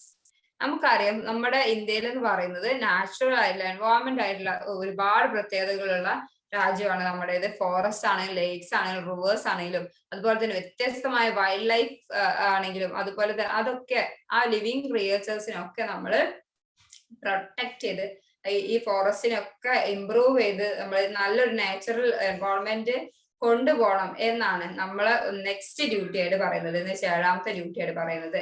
പിന്നെ to develop the scientific temper humanism and spirit of inquiry and reform. അതിന് scientific temper, നമ്മളെ മാനസികമായിട്ടുള്ള temper ഉണ്ടല്ലോ, അതൊക്കെ നമ്മള് humanism ഒക്കെ ആയിട്ട് നല്ലൊരു സ്പിരിറ്റ് ഓഫ് ഇൻക്വയറിക്കും റിഫോർമേഷനും വേണ്ടിയിട്ടൊക്കെ ആയിട്ട് ഡെവലപ്പ് ചെയ്യണം എന്നാണ് എന്ന് പറയുന്നത് 8th ഡ്യൂട്ടി ആയിട്ട് നമ്മൾ പറയുന്നത്. പിന്നെ to safeguard public property and abjure violence. നമുക്കറിയാം അഡ്ജോർ വയലൻസ് ഒക്കെ, അതുപോലെ തന്നെ സേഫ് ഗാർഡ് ചെയ്യാം പബ്ലിക് പ്രോപ്പർട്ടി ഒക്കെ എന്താ പറയാ സംരക്ഷിക്കുക എന്നുള്ളതാണ് നമ്മുടെ നെക്സ്റ്റ് ഡ്യൂട്ടി ആയിട്ട് പറയുന്നത്. പിന്നെ to strive towards excellence in all spheres of individual and collective activity so that the nation constantly rises to higher levels of endeavor and achievement. നമ്മൾ എപ്പോഴും എക്സലൻസിനെ ഓരോ ഇൻഡിവിജ്വലിനെയും കളക്റ്റീവ് ആയിട്ടുള്ള ആക്ടിവിറ്റീസിനെയും ഒക്കെ നാഷന്റെ ഒരു നല്ലൊരു കാര്യത്തിന് നാഷന്റെ ഒരു higher level of endowment and achievement ആയിട്ട് ഉയർത്തിക്കൊണ്ടുവരാൻ സാധിക്കും. അപ്പൊ അതിനു വേണ്ടി ശ്രമിക്കാം എന്നാണ് പറയുന്നത്. പിന്നെ നെക്സ്റ്റ് 11th ആണ് നമ്മളിപ്പോ പറഞ്ഞത്, ഏറ്റവും അവസാനം പറഞ്ഞിട്ടുണ്ടായിരുന്നത്. അത് എഡ്യൂക്കേഷനുമായിട്ടൊക്കെ റിലേറ്റ് ചെയ്തിട്ടുള്ളതാണ്. നമുക്കറിയാം ആർട്ടിക്കിൾ 21A വന്ന സമയത്ത് തന്നെയാണ് ഈ ഒരു ഡ്യൂട്ടി ആഡ് ചെയ്യപ്പെട്ടിട്ടുള്ളത്.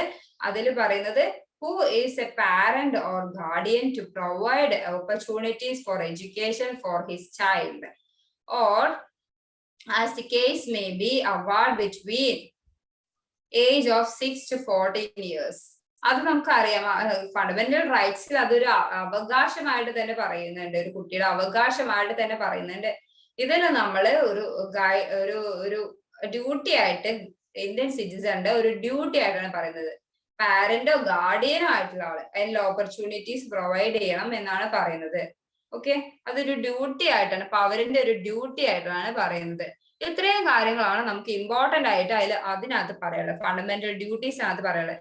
നിങ്ങൾക്ക് അത് ബേസിക് ഐഡിയ മനസ്സിലായിട്ടുണ്ടാവും എന്ന് വിചാരിക്കുന്നു. ഇനി നമ്മൾ പോകാൻ പോകുന്നത് ഏറ്റവും ഇമ്പോർട്ടന്റ് ആയിട്ടുള്ള ലാൻഡ്മാർക്ക് ജഡ്ജ്മെന്റ്സ് ആണ്. ഒരുപാട് ലാൻഡ്മാർക്ക് ജഡ്ജ്മെന്റ്സ് ഉണ്ട്. ഇപ്പം റീസെന്റ് ആയിട്ട് വന്നുള്ള ജഡ്ജ്മെന്റ്സ് അല്ല ഇതൊന്നും. കുറെ കാലം മുന്നേ നമുക്ക് എപ്പോഴും നിയമത്തിന്റെ ഒരു കാര്യങ്ങളൊക്കെ നമ്മൾ ഡിസ്കസ് ചെയ്യുമ്പോഴും ഇനി പഠിക്കാൻ പോകുമ്പോൾ LLB-യിലേക്ക് എൻ്റർ ചെയ്ത് കഴിഞ്ഞാലും ഒക്കെ നിങ്ങൾക്ക് ആവശ്യം വരുന്ന കുറെ ലാൻഡ്മാർക്ക് ജഡ്ജ്മെന്റ്സ് ആണത്. അതിനകത്ത് എന്താ ജസ്റ്റ് പറഞ്ഞിട്ടുള്ളത്, അതിനകത്ത് വന്നിട്ടുണ്ടായിരുന്ന ഇമ്പോർട്ടന്റ് ആയിട്ടുള്ള ഒരു നോട്ട് ഉണ്ടാവില്ല, അത് എന്താണെന്ന് മാത്രമേ ഇതിനകത്ത് ഞാൻ മെൻഷൻ ചെയ്യുന്നുള്ളൂ. കാരണം അതുമായിട്ട് റിലേറ്റ് ചെയ്ത് നിങ്ങൾ പഠിക്കുമ്പോൾ അതെന്തുമായിട്ടുള്ള ബന്ധം എന്ന് മാത്രമേ നിങ്ങൾ ഇപ്പൊ നോക്കേണ്ടതുള്ളൂ. അതിന് സൈറ്റേഷൻ കാര്യങ്ങളൊന്നും ഏത് ഇയറിലാണ് ഏതാണ് അതിന്റെ നമ്പർ കോട്ട് ചെയ്തേക്കുന്നത് അതൊന്നും ഞാൻ അതിനകത്ത് മെൻഷൻ ചെയ്യുന്നില്ല. ഓക്കെ, അതിൽ ഫസ്റ്റ് ആയിട്ട് വരുന്നത് Shankari Prasad versus union of India. Shankari Prasad versus union of India. Shankari Prasad case എന്ന് പറഞ്ഞിട്ടായിരിക്കും ചിലപ്പോൾ ചോദിക്കുക. അത് ഫസ്റ്റ് അമെന്റ്മെന്റുമായിട്ട് റിലേറ്റ് ആണ്. അതുപോലെ ജമീന്ദാരി അബോളിഷൻ ആയിരുന്നു. ജമീന്ദാരി സമ്പ്രദായം ഉണ്ടല്ലോ, അറിയല്ലോ നിങ്ങൾക്ക്, അത് അത് ഒഴിവാക്കിക്കൊണ്ടുള്ള ഫസ്റ്റ് അമെന്റ്മെന്റിന് റിലേറ്റ് ആണ് Shankari Prasad versus union of India. Shankari Prasad case എന്നാണ് പൊതുവെ നമ്മൾ അതിന് പറയാ. ഫസ്റ്റ് അമെന്റ്മെന്റുമായിട്ട് റിലേറ്റ് ചെയ്ത കേസാണ് ജമീന്ദാരി സമ്പ്രദായം അബോളിഷ് ചെയ്തിട്ടുള്ള കേസും അതായിരുന്നു. പിന്നെ നെക്സ്റ്റ് വന്നത് Berubari case, Berubari versus union of India. Berubari case എന്നാണ് പൊതുവെ അതിന് പറയാം. Preamble is not the part of a constitution. നമ്മൾ മുന്നേ ഡിസ്കസ് ചെയ്തിട്ടുണ്ടായിരുന്നു ഒരു ക്വസ്റ്റ്യൻ പേപ്പറിൽ. പ്രിയാമ്പിൾ എന്നുള്ളത് കോൺസ്റ്റിറ്റ്യൂഷന്റെ ഭാഗമല്ല എന്ന് പറയുന്നതാണ് Berubari case. Berubari versus union of India, ആ കേസിലാണ് preamble is not part of constitution. Preamble എന്നുള്ളത് കോൺസ്റ്റിറ്റ്യൂഷന്റെ ഭാഗമല്ല എന്ന് പറഞ്ഞൊരു കേസായിരുന്നു ഇത്. നെക്സ്റ്റ് വന്നത് Golaknath versus state of Punjab. Golaknath versus state of Punjab. ഈ സ്റ്റേറ്റ് ഓഫ് പഞ്ചാബ് എന്ന് പറയുമ്പോൾ അവിടുത്തെ ഹൈക്കോടതിയിൽ വന്നിട്ടുള്ള ജഡ്ജ്മെന്റ് ഒക്കെ ആയിരിക്കും കൂടുതൽ വരും. പിന്നെ അതിനുശേഷം അത് അപ്പീലൊക്കെ ആയിട്ട് സുപ്രീം കോടതിയിലേക്ക് വരുമ്പോഴും അതിന് നമ്മൾ കൂടുതലായിട്ട് പറയാം സ്റ്റേറ്റ് ഓഫ് ഏത് സ്റ്റേറ്റ് ആണ് എന്നുള്ള രീതിയിൽ തന്നെയായിരിക്കും കേസ് പോവാം. മറക്കരുത്, ബേറുബാരി കേസ് എന്തുമായിട്ടാണ്? Preamble is not a part of constitution. മറക്കരുത്. ഒരു വേർഡ്, ഈ വേർഡ് എന്നൊക്കെ പറഞ്ഞത്, ഈ പേരുകളൊക്കെ പറഞ്ഞാൽ നമുക്ക് ഫസ്റ്റ് ടൈം കേൾക്കുമ്പോൾ നിങ്ങൾക്ക് ബുദ്ധിമുട്ടൊക്കെ ആയിട്ട് തോന്നും. പക്ഷെ അത് കാര്യമാക്കണം. നിങ്ങൾ എക്സാം അത് എങ്ങനെയായാലും നിങ്ങൾ ആ എൻട്രൻസ് നേടിയെടുക്കും എന്നുള്ള ഒരൊറ്റ ചിന്തയിൽ ഇരുന്ന് നോക്കിയാൽ മതി. അപ്പൊ ആ ഒരു വാശിയിൽ ഇരുന്നിട്ട് പഠിക്കാം. ബേറുബാരി കേസ് എന്ന് പറയുമ്പോൾ preamble is not part of constitution എന്ന് പറയുന്നു. ഗോലഖ്നാഥ് കേസിൽ എന്താ പറയുന്നത്? Golaknath versus state of Punjab എന്നുള്ള കേസിൽ പറഞ്ഞത് പാർലമെന്റ് കാനോട്ട് പാസ് അമെന്റ്മെന്റ് എന്ന് പറഞ്ഞത്. ശരിക്കും പറഞ്ഞാൽ ഇതിപ്പോ നിങ്ങൾക്ക് നോക്കുമ്പോൾ തോന്നും, അല്ല parliament cannot pass amendment, amendment പാസ്സാക്കാൻ പാർലമെന്റിന് പറ്റില്ലേ? അതിനുശേഷം കുറെ ഇത് വന്നിട്ടുണ്ട്, എന്താ പറയാ ജഡ്ജ്മെന്റ്സ് ഒക്കെ വന്നിട്ടുണ്ട്. ആ സമയത്ത് അതിൽ മാറ്റങ്ങൾ വന്നിട്ടുണ്ട്. പക്ഷെ നമ്മൾ പ്രൊമിനന്റ് ആയിട്ട് ഇരുന്ന് പഠിക്കുന്ന സമയത്ത് വളരെ ലാൻഡ്മാർക്ക് ആയിട്ട് ഒരു ജഡ്ജ്മെന്റ് വന്നല്ലോ.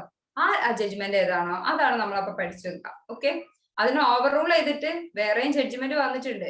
ഈ ഓരോ കേസിലും നമുക്കറിയാം preamble is not a part of constitution എന്ന് പറഞ്ഞ് പാർട്ട് ഓഫ് കോൺസ്റ്റിറ്റ്യൂഷൻ എന്ന് പറഞ്ഞിട്ട് വേറെ ചിലപ്പോൾ ഒരു ജഡ്ജ്മെന്റ് വന്നിട്ടുണ്ടാവും. പക്ഷെ അതിനേക്കാൾ നമ്മൾ ഫസ്റ്റ് പ്രയോറിറ്റി കൊടുക്കുക ഫസ്റ്റ് വന്നിട്ടുള്ള ഇമ്പോർട്ടന്റ് ആയിട്ട് എപ്പോഴും ലാൻഡ്മാർക്ക് ആയിട്ട് എടുക്കാൻ പറ്റുന്ന ജഡ്ജ്മെന്റ്സിനായിരിക്കും.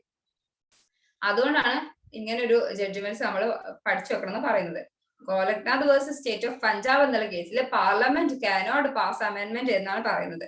പാർലമെന്റ് കാനോട്ട് പാസ് അമെന്റ്മെന്റ് എന്ന് പറയുന്നത് Golaknath versus state of Punjab എന്നുള്ള കേസിലാണ്. Next Kesavananda Bharati case. വളരെ ഇമ്പോർട്ടന്റ് ആയിട്ടുള്ള ഒരു കേസാണ് കേശവാനന്ദ ഭാരതി കേസ്. ആ കേസില് കേശവാനന്ദ ഭാരതി സ്റ്റേറ്റ് ഓഫ് കേരള.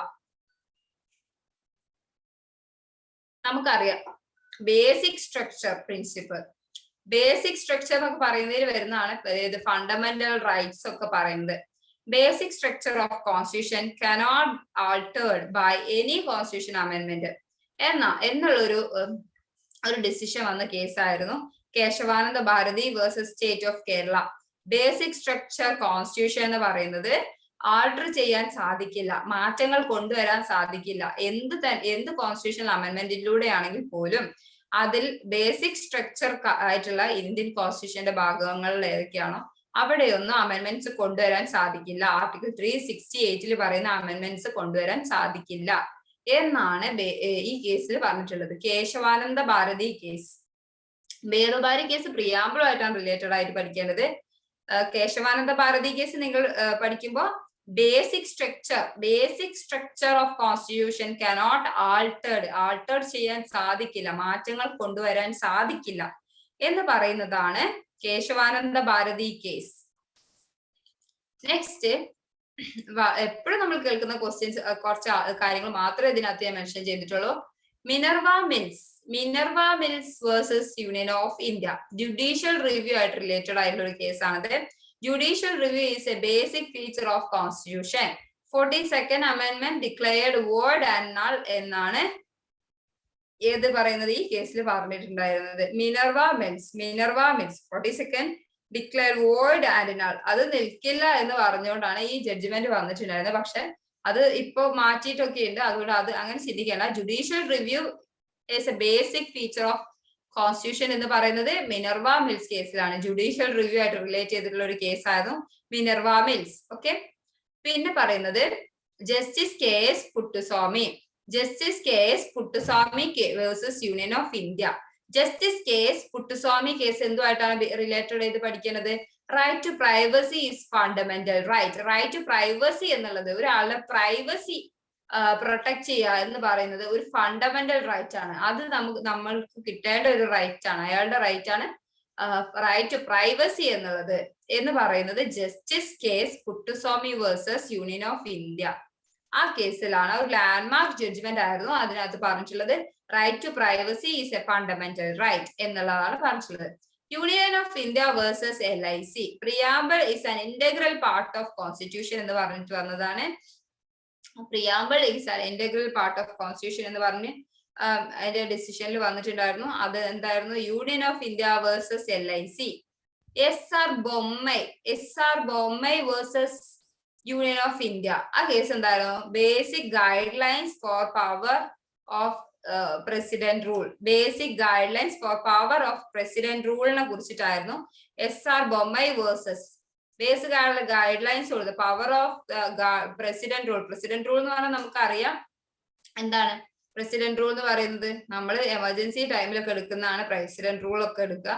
അപ്പൊ അതിന്റെ ഗൈഡ്ലൈൻസ്, ബേസിക് ആയിട്ടുള്ള ഗൈഡ്ലൈൻസ് ഒക്കെ പറയുന്നത് SR Bommai versus union of India എന്നുള്ള ആ ഒരു കേസിലായിരുന്നു basic guidelines for power of president rule എന്ന് പറയുന്നത്. Next Lakshmi versus union of India. Lakshmi versus union of India അത് വളരെ പ്രധാനപ്പെട്ട ഒരു കേസാണ്. കാരണം acid victims must be paid compensation. Acid victims ഉണ്ടല്ലോ, ആസിഡ് ഒഴിച്ചുള്ള കേസുകളിൽ വന്നിട്ടുള്ള വിക്ടിം ആയിട്ടുള്ള ആളുകൾക്ക് കോമ്പൻസേഷൻ നിർബന്ധമായിട്ടും പേ ചെയ്യണം, അവർക്ക് കോമ്പൻസേഷൻ കൊടുക്കണം എന്ന് പറയുന്ന കേസാണ് Lakshmi versus union of India. നമുക്കറിയാം ഒരു ക്രിമിനൽ ആക്ട് കമ്മിറ്റ് ചെയ്ത സമയത്ത് പൊതുവെ ഒന്നുകിൽ പണിഷ്മെന്റ് ആയിട്ടായിരിക്കും കൊടുക്കുന്നുണ്ടാവുക. പണിഷ്മെന്റ് മീൻസ് കോമ്പൻസേഷൻ അല്ലാണ്ടുള്ള പണിഷ്മെന്റ് ആയിരിക്കും ചിലതിൽ കൊടുക്കുന്നുണ്ടാവുക. ചിലതിൽ കോമ്പൻസേഷൻ വിത്ത് പണിഷ്മെന്റ് എന്നുള്ള രീതിയിൽ കൊടുക്കും. എന്താ വെച്ചാൽ ഇംപ്രിസൺമെന്റോ അല്ലെങ്കിൽ ലൈഫ് ഇംപ്രിസൺമെന്റോ ഒക്കെ ആയിട്ടൊക്കെ കൊടുക്കും. ചിലതിൽ വിത്ത് പണിഷ്മെന്റ് ഒരു കോമ്പൻസേഷൻ എന്ന് പറഞ്ഞിട്ട് ഇത്ര എമൗണ്ട് എന്ന് പറഞ്ഞിട്ടും കൊടുക്കും. അപ്പം അത് ഡിസ്ക്രിപ്ഷൻ ആണ് കോടതിയുടെ. പക്ഷെ ഈ കേസിൽ എന്താ വിധി വന്നതെന്ന് വെച്ചാൽ ആസിഡ് വിക്ടിംസിന് നിർബന്ധമായിട്ടും അവർക്ക് കോമ്പൻസേഷൻ കൊടുത്തിരിക്കണം എന്ന് പറയുന്ന ഒരു ജഡ്ജ്മെന്റ് ആണ് Lakshmi versus union of India എന്നുള്ള case. Kehar Singh versus Delhi administration. Kehar Singh versus Delhi administration. ഇത് ഗാന്ധിജിയുടെ അസാസിനേഷനുമായിട്ട് അതുമായിട്ട് ബന്ധപ്പെട്ട അവർക്ക് ക്യാപിറ്റൽ പണിഷ്മെന്റ് കൊടുക്കുന്ന കേസിലുമായി ബന്ധപ്പെട്ടതായിരുന്നു. ഗാന്ധിജിയുടെ അല്ല, ഇന്ദിരാഗാന്ധിജിയുടെയാണ്. ഇന്ദിരാഗാന്ധിയുടെ അസാസിനേറ്റേഴ്സ് ഉണ്ടല്ലോ, അവരെ വധിച്ച ആളുകളുമായിട്ട് ബന്ധപ്പെട്ട് അവർക്ക് ക്യാപിറ്റൽ പണിഷ്മെന്റ് കൊടുക്കുന്നതുമായിട്ട് ബന്ധപ്പെട്ട കേസായിരുന്നു Khehar Singh versus Delhi administration. Capital punishment to ഇന്ദിരാഗാന്ധിസ് അസാസിനേറ്റേഴ്സ്. അസാസിനേറ്റേഴ്സ് പറഞ്ഞാൽ അവരെ വധിച്ച ആളുകൾക്ക്, ഓക്കെ, അസാസിനേറ്റേഴ്സിന് കൊടുക്കുന്ന ക്യാപിറ്റൽ പണിഷ്മെന്റ് എന്ന് പറഞ്ഞാൽ നമ്മൾ എന്തായിരുന്നു ഡെത്ത് പെനാലിറ്റി ആണ്. വധശിക്ഷക്കാണ് നമ്മൾ ക്യാപിറ്റൽ പണിഷ്മെന്റ് എന്ന് പറയുക. അവർക്ക് കൊടുക്കുന്ന ക്യാപിറ്റൽ പണിഷ്മെന്റ് മറക്കരുത്. ഓക്കെ, ഈ ഡെത്തുമായിട്ട് ബന്ധപ്പെട്ട് നോക്കുമ്പോൾ യൂത്തനേഷ്യ എന്ന് പറഞ്ഞൊരു വേർഡ് ഉണ്ട്. എന്ന് വെച്ചാൽ ദയാവധമാണ് കേട്ടോ. അത് മാറിപ്പോരുത്. ഇനി അത് യൂത്തനേഷ്യ എന്നുള്ള വേർഡ് കേൾക്കുമ്പോൾ ക്യാപിറ്റൽ പണിഷ്മെന്റ് ആണ് ചിന്തിക്കരുത്. യൂത്തനേഷ്യ എന്നുള്ള വേർഡ് ദയാവധമാണ്. മേഴ്സി കില്ലിംഗ് എന്നാണ് ദയാവധത്തിന് പറയാ. ക്യാപിറ്റൽ പണിഷ്മെന്റ് എന്ന് പറയുമ്പോൾ ഡെത്ത് പെനാലിറ്റി ആണ്, വധശിക്ഷയാണ്. ഡെത്ത് പെനാലിറ്റി ആണ്, ഒരു പെനാലിറ്റി കൊടുക്കുകയാണ്. ക്യാപിറ്റൽ പണിഷ്മെന്റ് ആണ്, പണിഷ്മെന്റ് ചെയ്യണം. ഒരാളെ വധശിക്ഷക്ക് വിധിക്കുന്നതിനെയാണ് ക്യാപിറ്റൽ പണിഷ്മെന്റ്, ഡെത്ത് പെനാലിറ്റി എന്ന് പറയാം.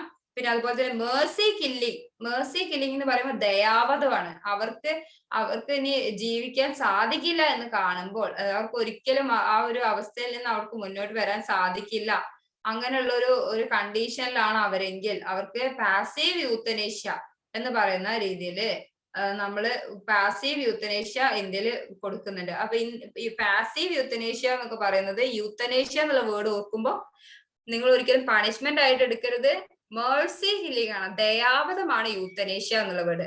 മേഴ്സി എന്ന് പറയുമ്പോൾ ദയാവധം. മേഴ്സി കില്ലിംഗ് അതാണ് ദയാവധം. അതും ഇതും കൂടെ കണക്ട് ചെയ്യരുത്, രണ്ടും കൂടെ മാറിപ്പോവരുത്. മേഴ്സി കില്ലിംഗ് ആണ് യൂത്തനേഷ്യ എന്ന് പറയുന്നത്. ഓക്കെ, നെക്സ്റ്റ് കേസ് ഏതായിരുന്നു? പ്രിവെന്റീവ് ഡിറ്റൻഷൻ ആക്ട് 1950 ആയിട്ട് റിലേറ്റ് ചെയ്ത രണ്ട് കേസുകൾ ഏതൊക്കെയാണെന്നാണ് preventive detention act. Preventive detention എന്ന് പറഞ്ഞിട്ടുണ്ടെങ്കിൽ കരുതൽ തടങ്കൽ. കരുതൽ തടങ്കൽ എന്ന് പറഞ്ഞിട്ടുണ്ടെങ്കിൽ ഒരാൾ ഇപ്പൊ ഒരു അക്രമം ചെയ്യാൻ സാധ്യതയുണ്ട്. ചിലപ്പോൾ ഇലക്ഷന്റെ ടൈമിലൊക്കെ പ്രിവെന്റീവ് ഡിറ്റൻഷൻസിന്റെ ഇത് നടത്താറുണ്ട്. അതെന്താ കാരണം എന്ന് വെച്ചിട്ടുണ്ടെങ്കിൽ ചിലപ്പോൾ ഏതെങ്കിലും ഏരിയയില് എന്തെങ്കിലും അക്രമം നടക്കാൻ സാധ്യതയുണ്ട്. അപ്പൊ അതുമായിട്ട് ബന്ധപ്പെട്ടിട്ട് കുറച്ച് ആൾക്കാരെ പ്രിവെന്റീവ് ഡിറ്റൻഷനിൽ വെക്കും. ആ ആക്ടുമായിട്ട് റിലേറ്റ് ചെയ്ത 2 കേസുകളാണ് AK Gopalan versus Madras. AK Gopalan versus Madras എന്ന കേസും Vidyavati versus state of Rajasthan എന്നുള്ള കേസും. ഈ 2 കേസുകളും പ്രിവെന്റീവ് ഡിറ്റൻഷൻ ആക്ടുമായിട്ട് റിലേറ്റ് ചെയ്താണ്. AK Gopalan versus AK Gopalan versus Madras and Vidyavati versus state of Rajasthan preventive detention act 1950 ആയിട്ട് റിലേറ്റ് ചെയ്തിട്ടുള്ള കേസുകളാണ്. പ്രിവെന്റീവ് ഡിറ്റൻഷൻ എന്ന് പറയുമ്പോൾ കരുതൽ തടങ്കലാണ്. ഓക്കെ. പിന്നെ വന്നത് നാസ് ഫൗണ്ടേഷൻ കേസ് ആയിരുന്നു. ആ കേസ് എന്ന് പറഞ്ഞാൽ ആർട്ടിക്കിൾ 377 നമ്മൾ ഇപ്പോ അൺകോൺസ്റ്റിറ്റ്യൂഷണൽ ആണെന്ന് പറഞ്ഞിട്ടുള്ള ഇതാണ് ആർട്ടിക്കിൾ 377. ഇപ്പൊ അത് എക്സിസ്റ്റിംഗ് നിലവിലില്ല അറ്റ് പ്രസന്റ്. ആ കേസിൽ വന്നിട്ടുള്ള വിധിയായിരുന്നു എന്ത്? ഹോമോസെക്ഷുവാലിറ്റി അൺകോൺസ്റ്റിറ്റ്യൂഷണൽ ആണെന്ന് പറയുന്നത്. ഹോമോസെക്ഷുവാലിറ്റി അൺകോൺസ്റ്റിറ്റ്യൂഷണൽ ആണെന്ന് പറയുന്നത്, കോൺസ്റ്റിറ്റ്യൂഷണൽ അല്ല എന്ന് പറയുന്നത് Naz foundation versus NCT of Delhi. Okay, എന്നുള്ള കേസിലായിരുന്നു ഹോമോസെക്ഷുവാലിറ്റി അൺകോൺസ്റ്റിറ്റ്യൂഷണൽ ആണെന്ന് പറഞ്ഞിട്ടുള്ള കേസ്. പിന്നെ ഈ അടുത്തിടെയായിട്ട് 377 ആർട്ടിക്കിൾ എന്താക്കി എടുത്തു കളയുകയും ചെയ്തിട്ടുണ്ട്. ഓക്കെ, ഹോമോസെക്ഷുവാലിറ്റി എന്ന് പറയുന്ന ആ ഒരു പ്രൊവിഷൻ എടുത്തു കളയുകയും ചെയ്തിട്ടുണ്ട്. അത് കോൺസ്റ്റിറ്റ്യൂഷണൽ ആക്കാൻ പറ്റില്ല എന്ന് പറഞ്ഞിട്ട് അത് ഒഴിവാക്കുക ചെയ്തിട്ടുള്ളത്. ഓക്കെ, ഇത്രയും കാര്യങ്ങൾ നിങ്ങൾ ഓർത്ത് വെക്കണം. പിന്നെ വന്നിട്ടുള്ള പ്രധാനപ്പെട്ട ഒരു കേസായിരുന്നു MC മെഹ്ത വേഴ്സസ് MC മെഹ്തനെ നമ്മൾ ഓർക്കുമ്പോൾ ഒരൊറ്റ കാര്യം ചിന്തിക്കുക, ഗ്രീൻ ലോയർ ആണ്.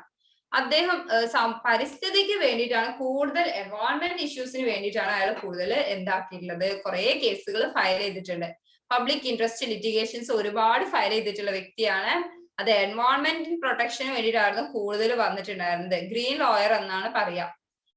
എൻവയോൺമെന്റ് ഈസ് പബ്ലിക് യൂസ് എന്ന് പറയുന്ന, പബ്ലിക് യൂസിന് വേണ്ടിയിട്ടാണ് എൻവയോൺമെന്റ് എന്ന് പറയുന്നത്, പബ്ലിക് യൂസ് ആണ് എൻവയോൺമെന്റ് എന്നൊക്കെ പറയുന്ന ഒരു കേസായിരുന്നു അത്. MC മെഹ്ത കേസ് ഓർക്കുമ്പോൾ നിങ്ങൾ എപ്പോഴും ചിന്തിക്കുക എൻവയോൺമെന്റുമായിട്ട് റിലേറ്റ് ചെയ്ത കേസ് ആയിരിക്കും കൂടുതലും മൂപ്പർ കൊടുത്തിട്ടുണ്ടാവും. അദ്ദേഹം കൊടുക്കുന്നത് കൂടുതലും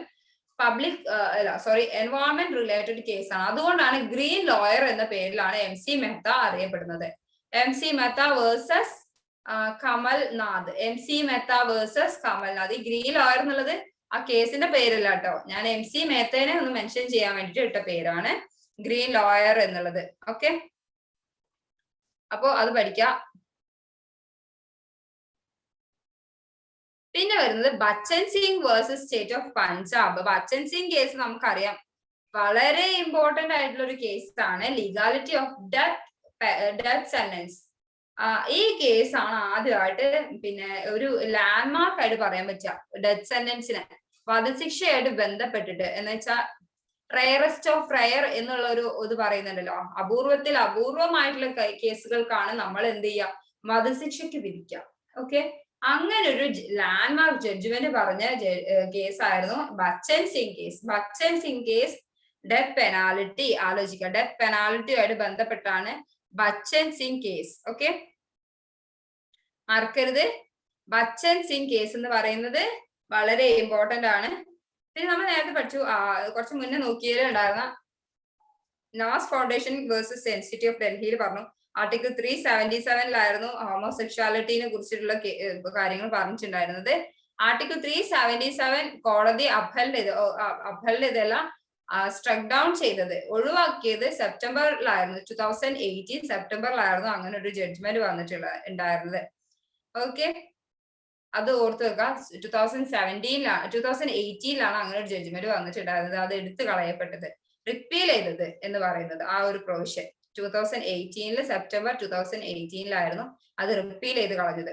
അത് പിന്നെ എന്താ പറയാ, പിന്നെ വരുന്നത് നെക്സ്റ്റ് ലാസ്റ്റ് നമ്മളൊരു കേസ് ഡിസ്കസ് ചെയ്യുന്നത് യൂണിയൻ കാർബൈഡ്. ഇത് വളരെ നമ്മൾ എപ്പോഴും കേൾക്കുന്ന കേസുകളാണ്. Union carbide corporation versus union of India. നിങ്ങൾ ഈ കേസുകളൊക്കെ വായിക്കുമ്പോൾ 1-2 തവണ വായിച്ചു നോക്കണം. അതൊരു മെന്റൽ സ്ട്രഗിൾ ആയിട്ടുള്ള രീതിയിൽ, അല്ലെങ്കിൽ ഒരു പഠിക്കാൻ പ്രയാസമാണല്ലോ എന്നുള്ള രീതിയിൽ എന്ത് വേർഡ് അത് നിന്ന് ആലോചിച്ചിട്ട് പഠിക്കാൻ നിൽക്കരുത്. അല്ലാണ്ട് നിങ്ങൾ എന്ത് ചെയ്യാം, പുതിയ വേർഡ്, പുതിയ ആളുകൾ എന്തായിട്ട് റിലേറ്റ് ചെയ്താണിത്, അങ്ങനെ ഒരു സിമ്പിൾ ആക്കിയിട്ട് സിമ്പിൾ വേയിലൂടെ ഒരു 3-4 തവണ ഇങ്ങനെ വായിച്ചു നോക്കുക, അടുപ്പിച്ച് തന്നെ വായിച്ചു നോക്കുക. ടൈം നിങ്ങൾക്ക് കുറവായിരിക്കും, അറിയാം, കാരണം ഒരുപാട് ക്ലാസ്സുകൾ നിങ്ങൾക്ക് എടുക്കുന്നുണ്ട് ടീച്ചേഴ്സ് ആണെങ്കിലും. പിന്നെ നിങ്ങൾക്ക് ടൈം എക്സാം ആവാറായിട്ടുണ്ട്. അപ്പൊ എക്സാമിന് മുന്നേ ഇത്രയും കാര്യങ്ങൾ നിങ്ങൾ കവർ ചെയ്തും പോകണം. അപ്പൊ അതുകൊണ്ട് ആ ഒരു രീതിയിൽ നിങ്ങൾക്ക് നോക്കുമ്പോൾ കുറെ ടൈം കുറവാണ്. പക്ഷെ നിങ്ങൾ നിങ്ങളുടെ ഒരു ലക്ഷ്യത്തിലേക്ക് മാത്രം ചിന്തിച്ചുകൊണ്ട് അതൊരു സിംപ്ലിഫൈഡ് ചെയ്ത രീതിയിൽ നിങ്ങൾ വായിച്ചു പോവാ. ആദ്യം വായിക്കുമ്പോഴേ നമ്മൾ ആലോചിക്കരുത്, ഓ ഇത് എന്തൊരു വേർഡാ, അത് എന്തൊരു വാക്കാ, ഈ ആളുകളൊക്കെ എന്തിനാ ഇങ്ങനത്തെ പേരുകളൊക്കെ ഇട്ടേക്കുന്നത് എന്ന് ചിന്തിക്കണ്ട. കാരണം ഈ പേരുകളൊക്കെ പിന്നീട് നമ്മൾ ഇങ്ങനെ ഫെമിലിയർ ആവും വായിച്ച്. ഇപ്പത്തേക്ക് മാത്രമല്ല, നിങ്ങൾ കോളേജിലേക്ക് എത്തിക്കഴിയുമ്പോൾ ഈ പേരുകളൊക്കെ കേൾക്കുമ്പോൾ ഞാനിത് പഠിച്ചിട്ടുണ്ടല്ലോ, ഇതുമായിട്ട് റിലേറ്റ് ചെയ്ത കുറച്ച് കാര്യങ്ങളൊക്കെ എനിക്ക് അറിയാലോ എന്ന് കേൾക്കുമ്പോഴേ നമുക്കൊരു സാറ്റിസ്ഫൈഡ് ആയിരിക്കും. ടീച്ചേഴ്സിന് മുന്നിലാണെങ്കിലും നമുക്കൊരു വിലയായിരിക്കും അത്. കാരണം നമുക്ക് അറിയാലോ, നമ്മൾ മുന്നേ കേട്ടിട്ടുണ്ട്. അപ്പൊ അവരാ ക്ലാസ് എടുക്കുമ്പോൾ നമുക്കത് ഈസി ആയിട്ട് മനസ്സിലാക്കാനും സാധിക്കും. ഇതില് നെക്സ്റ്റ് ലാസ്റ്റ് വന്ന union carbide corporation versus union of India എന്നുള്ള കേസ്. യൂണിയൻ കാർബൈഡ് അത് ആലോചിച്ച് നോക്കുക, ഗ്യാസ് ലീക്കേജുമായിട്ട് ബന്ധപ്പെട്ട ഒരു കേസായിരുന്നു. ഭോപ്പാൽ ഗ്യാസ് ലീക്കേജ് ഉണ്ടല്ലോ, ആ ഒരു ട്രാജഡി ആയിട്ട് ബന്ധപ്പെട്ടുള്ള കേസാണ് യൂണിയൻ കാർബൈഡ് എന്നുള്ള കേസ്. മറക്കരുത്, union carbide corporation versus union of India. ഇതായിരുന്നു ഈ ഭോപ്പാൽ ഗ്യാസ് ലീക്കേജുമായിട്ട് ബന്ധപ്പെട്ട കേസ്. വളരെ ഇമ്പോർട്ടന്റ് ആയിട്ടുള്ള കേസാണത്, മറക്കരുത്. Union carbide corporation of India എന്നുള്ള കേസ്. നമ്മൾ ഇന്ന് പഠിച്ചതില് കേസ് ലാൻഡ്മാർക്ക് ജഡ്ജ്മെന്റ്സ് നിങ്ങൾ തീർച്ചയായിട്ടും 2-3 തവണയെങ്കിലും വായിക്കണം. പുതിയ പേരുകളാണ് ശങ്കരി പ്രസാദ് കേസസ്. ശങ്കരി പ്രസാദ് എന്ന് പറഞ്ഞാൽ ആലോചിക്കുക, പഴയ കാലഘട്ടത്തിലെ ഏതോ ഒരാളുടെ പേരായിട്ട് സങ്കല്പിക്കുക. ശങ്കരി പ്രസാദ്, ഒരു ശങ്കരൻ, അങ്ങനെയുള്ള പേര്. നിങ്ങൾക്ക് ആരെങ്കിലും റിലേറ്റീവ്സ് ഉണ്ടോ എന്ന് എനിക്കറിയില്ല പേരില്, സോറി. ഞാൻ പെട്ടെന്ന് മനസ്സിലാക്കാൻ വേണ്ടിട്ട് അങ്ങനെ പറഞ്ഞതാണ്. ശങ്കരി പ്രസാദ്, ശങ്കരൻ എന്നുള്ള വേർഡിലാണ്. അത്രയും കാലഘട്ടം മുന്നേ ഉള്ള ഒരു പേരാണെന്ന് ആലോചിച്ചിട്ട് ഫസ്റ്റ് അമെന്റ്മെന്റുമായിട്ട് ബന്ധപ്പെട്ടാണ്, ജമീന്ദാരി അബോളിഷനുമായിട്ട് ബന്ധപ്പെട്ടതാണ് ആ കേസ്. ബേറുബാരി കേസ്. ബേറുബാരി എന്ന് പറഞ്ഞാൽ preamble is not a part of constitution. Preamble is not a part of constitution. Golaknath case parliament cannot pass amendment. Golaknath case parliament cannot pass amendment.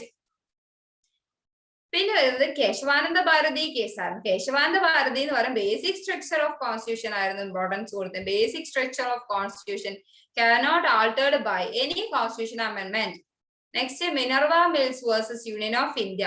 Minerva Mills case എന്തുമായിട്ട് ബന്ധപ്പെട്ടതാണ്? Judicial review is basic feature of constitution. Minerva Mills judicial review is a basic feature of constitution. അതുപോലെ തന്നെ 42nd amendment declared void and null എന്നുള്ള രീതിയിൽ വന്നതും Minerva Mills കേസിലായിരുന്നു. Justice case Puttaswamy ആലോചിക്കുമ്പോൾ Puttaswamy privacy ആയിട്ട് ബന്ധപ്പെട്ടതാണ്. Right to privacy is justice case Puttaswamy versus union of India. അത് പറഞ്ഞത് right to privacy is a fundamental right എന്നാണ്. Right to privacy is a fundamental right എന്ന് പറയുന്നത് കേസ് പുട്ടുസ്വാമി കേസിലായിരുന്നു.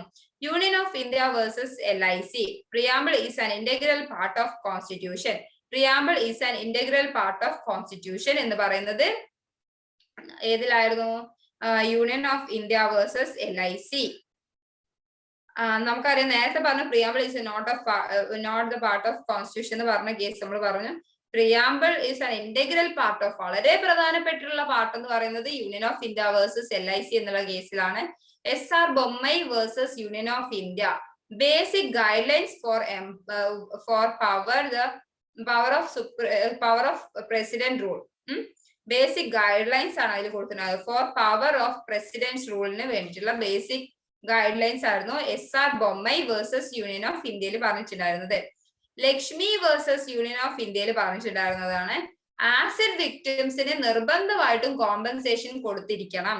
അതിന് പണിഷ്മെന്റ് മാത്രം പോരാ, നിർബന്ധമായിട്ടും കോമ്പൻസേഷൻ കൊടുത്തിരിക്കണം എന്ന് പറയുന്ന കേസാണ് Lakshmi versus union of India എന്ന് പറയുന്നത്. Khehar Singh versus Delhi administration. ആ കേസിലാണ് ക്യാപിറ്റൽ പണിഷ്മെന്റ് ടു ഇന്ദിരാഗാന്ധിസ് അസാസിനേറ്റേഴ്സ് എന്ന് അവർക്കുള്ള ക്യാപിറ്റൽ പണിഷ്മെന്റ് കൊടുത്തത് കെ.ഹർ.സിംഗ് വേഴ്സസ് ഡൽഹി അഡ്മിനിസ്ട്രേഷൻ എന്നുള്ള കേസിലായിരുന്നു അങ്ങനെ കൊടുത്തിട്ടുണ്ടായിരുന്നത്. പ്രിവെന്റീവ് ഡിറ്റൻഷൻ ആക്ടിൽ വന്ന കേസുകളാണ് AK Gopalan versus state Madras, അതുപോലെ തന്നെ വിദ്യാവതി വേഴ്സസ് സ്റ്റേറ്റ് ഓഫ് രാജസ്ഥാൻ എന്നുള്ള ഈ രണ്ട് കേസുകൾ. കുറെ കേസുകൾ അതുമായിട്ട് റിലേറ്റ് ചെയ്തിട്ടുണ്ട്. പക്ഷേ ലാൻഡ്മാർക്ക് ജഡ്ജ്മെന്റ് ആയിട്ട് നമ്മൾ എടുക്കുമ്പോൾ 1950 പ്രിവെന്റീവ് ഡിറ്റൻഷൻ ആക്ടിൽ വരുന്ന രണ്ട് കേസുകളാണ് പ്രധാനപ്പെട്ട രണ്ട് കേസുകൾ. AK Gopalan versus Madras and Vidyavati versus state of Rajasthan എന്നീ കേസുകളാണ്. പിന്നെ വരുന്നത് നാസ് ഫൗണ്ടേഷന്റെ കേസാണ്. Naz foundation versus NCT of Delhi.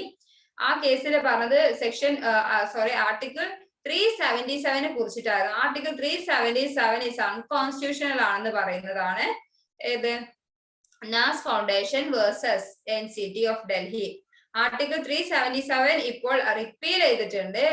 In 2018 repeal ചെയ്ത് ഒഴിവാക്കിയിട്ടുള്ള ഒരു പ്രൊവിഷൻ ആർട്ടിക്കിൾ ആണ് ആർട്ടിക്കിൾ 377 എന്നുള്ളത്. നെക്സ്റ്റ് പറഞ്ഞത് MC മേത്തയുടെ കേസായിരുന്നു. MC മേത്ത എന്ന് പറയുമ്പോൾ നിങ്ങൾ ആലോചിക്കുക, MC മേത്ത എപ്പോഴും ഗ്രീൻ ലോയർ എന്നുള്ള പേരിലാണ് MC മേത്ത അറിയപ്പെടുന്നത്. MC മേത്തയുടെ കേസുകളിൽ കൂടുതലും പബ്ലിക് ഇൻട്രസ്റ്റ് ലിറ്റിഗേഷൻസ് ആയിരിക്കും ഉണ്ടാവുക. അതിൽ കൂടുതലും വരുന്നത് എൻവയോൺമെന്റ് ഇഷ്യൂസ് ആയിരിക്കും. ഇപ്പൊ എന്താ പറയാ, താജ്മഹലുമായിട്ട് റിലേറ്റ് ചെയ്തിട്ടുള്ള ഒരു കേസിൽ വന്നിട്ടുണ്ട് MC Mehta versus union of India എന്ന് പറയുന്ന കേസ്. അങ്ങനെ കേസിൽ അതിൽ വന്നിട്ടുണ്ടായിരുന്നത് ഒലിയം ഗ്യാസ് ലീക്കേജിന് ഒരു റിലേറ്റ് ചെയ്തിട്ട് വന്ന ഒരു കേസായിരുന്നു MC Mehta versus union of India എന്നുള്ള കേസ്. ഇതിൽ വരുമ്പോ നമ്മൾ MC Mehta versus union of Kamal Nath എന്ന കേസിൽ നമ്മൾ പറഞ്ഞത് എൻവയോൺമെന്റ് ഈസ് പബ്ലിക് യൂസ് എന്നാണ് അതിൽ വന്നിട്ടുണ്ടായിരുന്നത്. കൂടുതലും പബ്ലിക് ഇൻട്രസ്റ്റ് ലിറ്റിഗേഷൻ ആണ് അദ്ദേഹം കൊടുത്തിട്ടുണ്ടായിരുന്നത്, അതും ആലോചിക്കാം.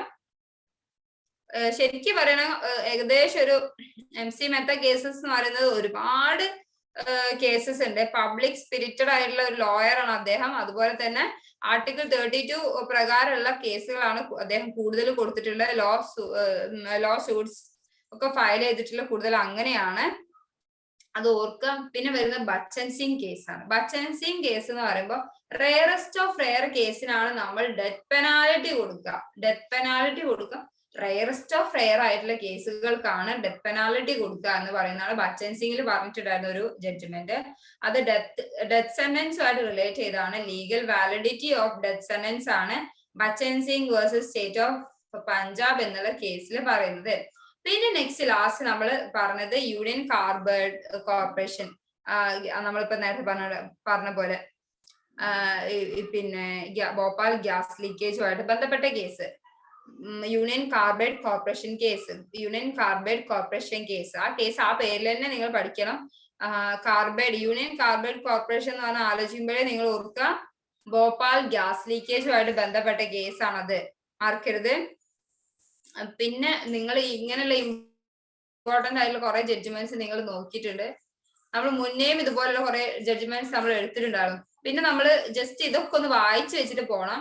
ഒരു ഐഡിയ ഉണ്ടാക്കി വെക്കണം, എന്തിനൊക്കെ ആയിരിക്കും ഡ്യൂട്ടീസ് കൊടുക്കുന്നത് എന്നുള്ള ഒരു ഐഡിയ നിങ്ങൾ ഉണ്ടായിരിക്കണം. ഫണ്ടമെന്റൽ ഡ്യൂട്ടീസ് എന്തൊക്കെ കാര്യത്തിലാണ് ഉള്ളത് എന്നുള്ളത് നമ്മൾ ജസ്റ്റ് ഇപ്പൊ മെൻഷൻ ചെയ്ത്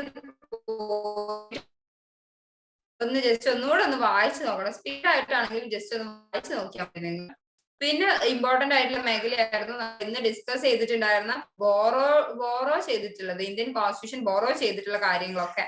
അത് നിങ്ങൾ മനസ്സിലാക്കി വെക്കുക. അത് ജസ്റ്റ് പോയിന്റ് ഔട്ട് ചെയ്തിട്ട് തന്നെ കാര്യങ്ങൾ നമ്മൾ ഇന്നത്തെ ക്ലാസ്സിൽ ഡിസ്കസ് ചെയ്തിട്ടുണ്ട്. വെറുതെ അങ്ങ് പറഞ്ഞു പോകല്ലേ ചെയ്തിട്ടുള്ളത്, ഓരോ കാര്യം നമ്മൾ പോയിന്റ് ഔട്ട് ചെയ്തിട്ട് പോയിട്ടുള്ളത്. അപ്പൊ നമുക്ക് ആ ഒരു ഓർഡറിൽ നമുക്ക് ഓർത്ത് വെക്കാൻ സാധിക്കും. നിങ്ങൾ ഈ നോട്ട്സ് വെച്ചിട്ട് തന്നെ വായിച്ചാലും മതിയാവും. ആ കാര്യങ്ങളൊക്കെ അത്രയും ബേസിക് ആയിട്ടുള്ള കാര്യങ്ങളൊക്കെ അതിൽ അറിഞ്ഞിരുന്നാൽ മതിയാവും. ഓക്കെ.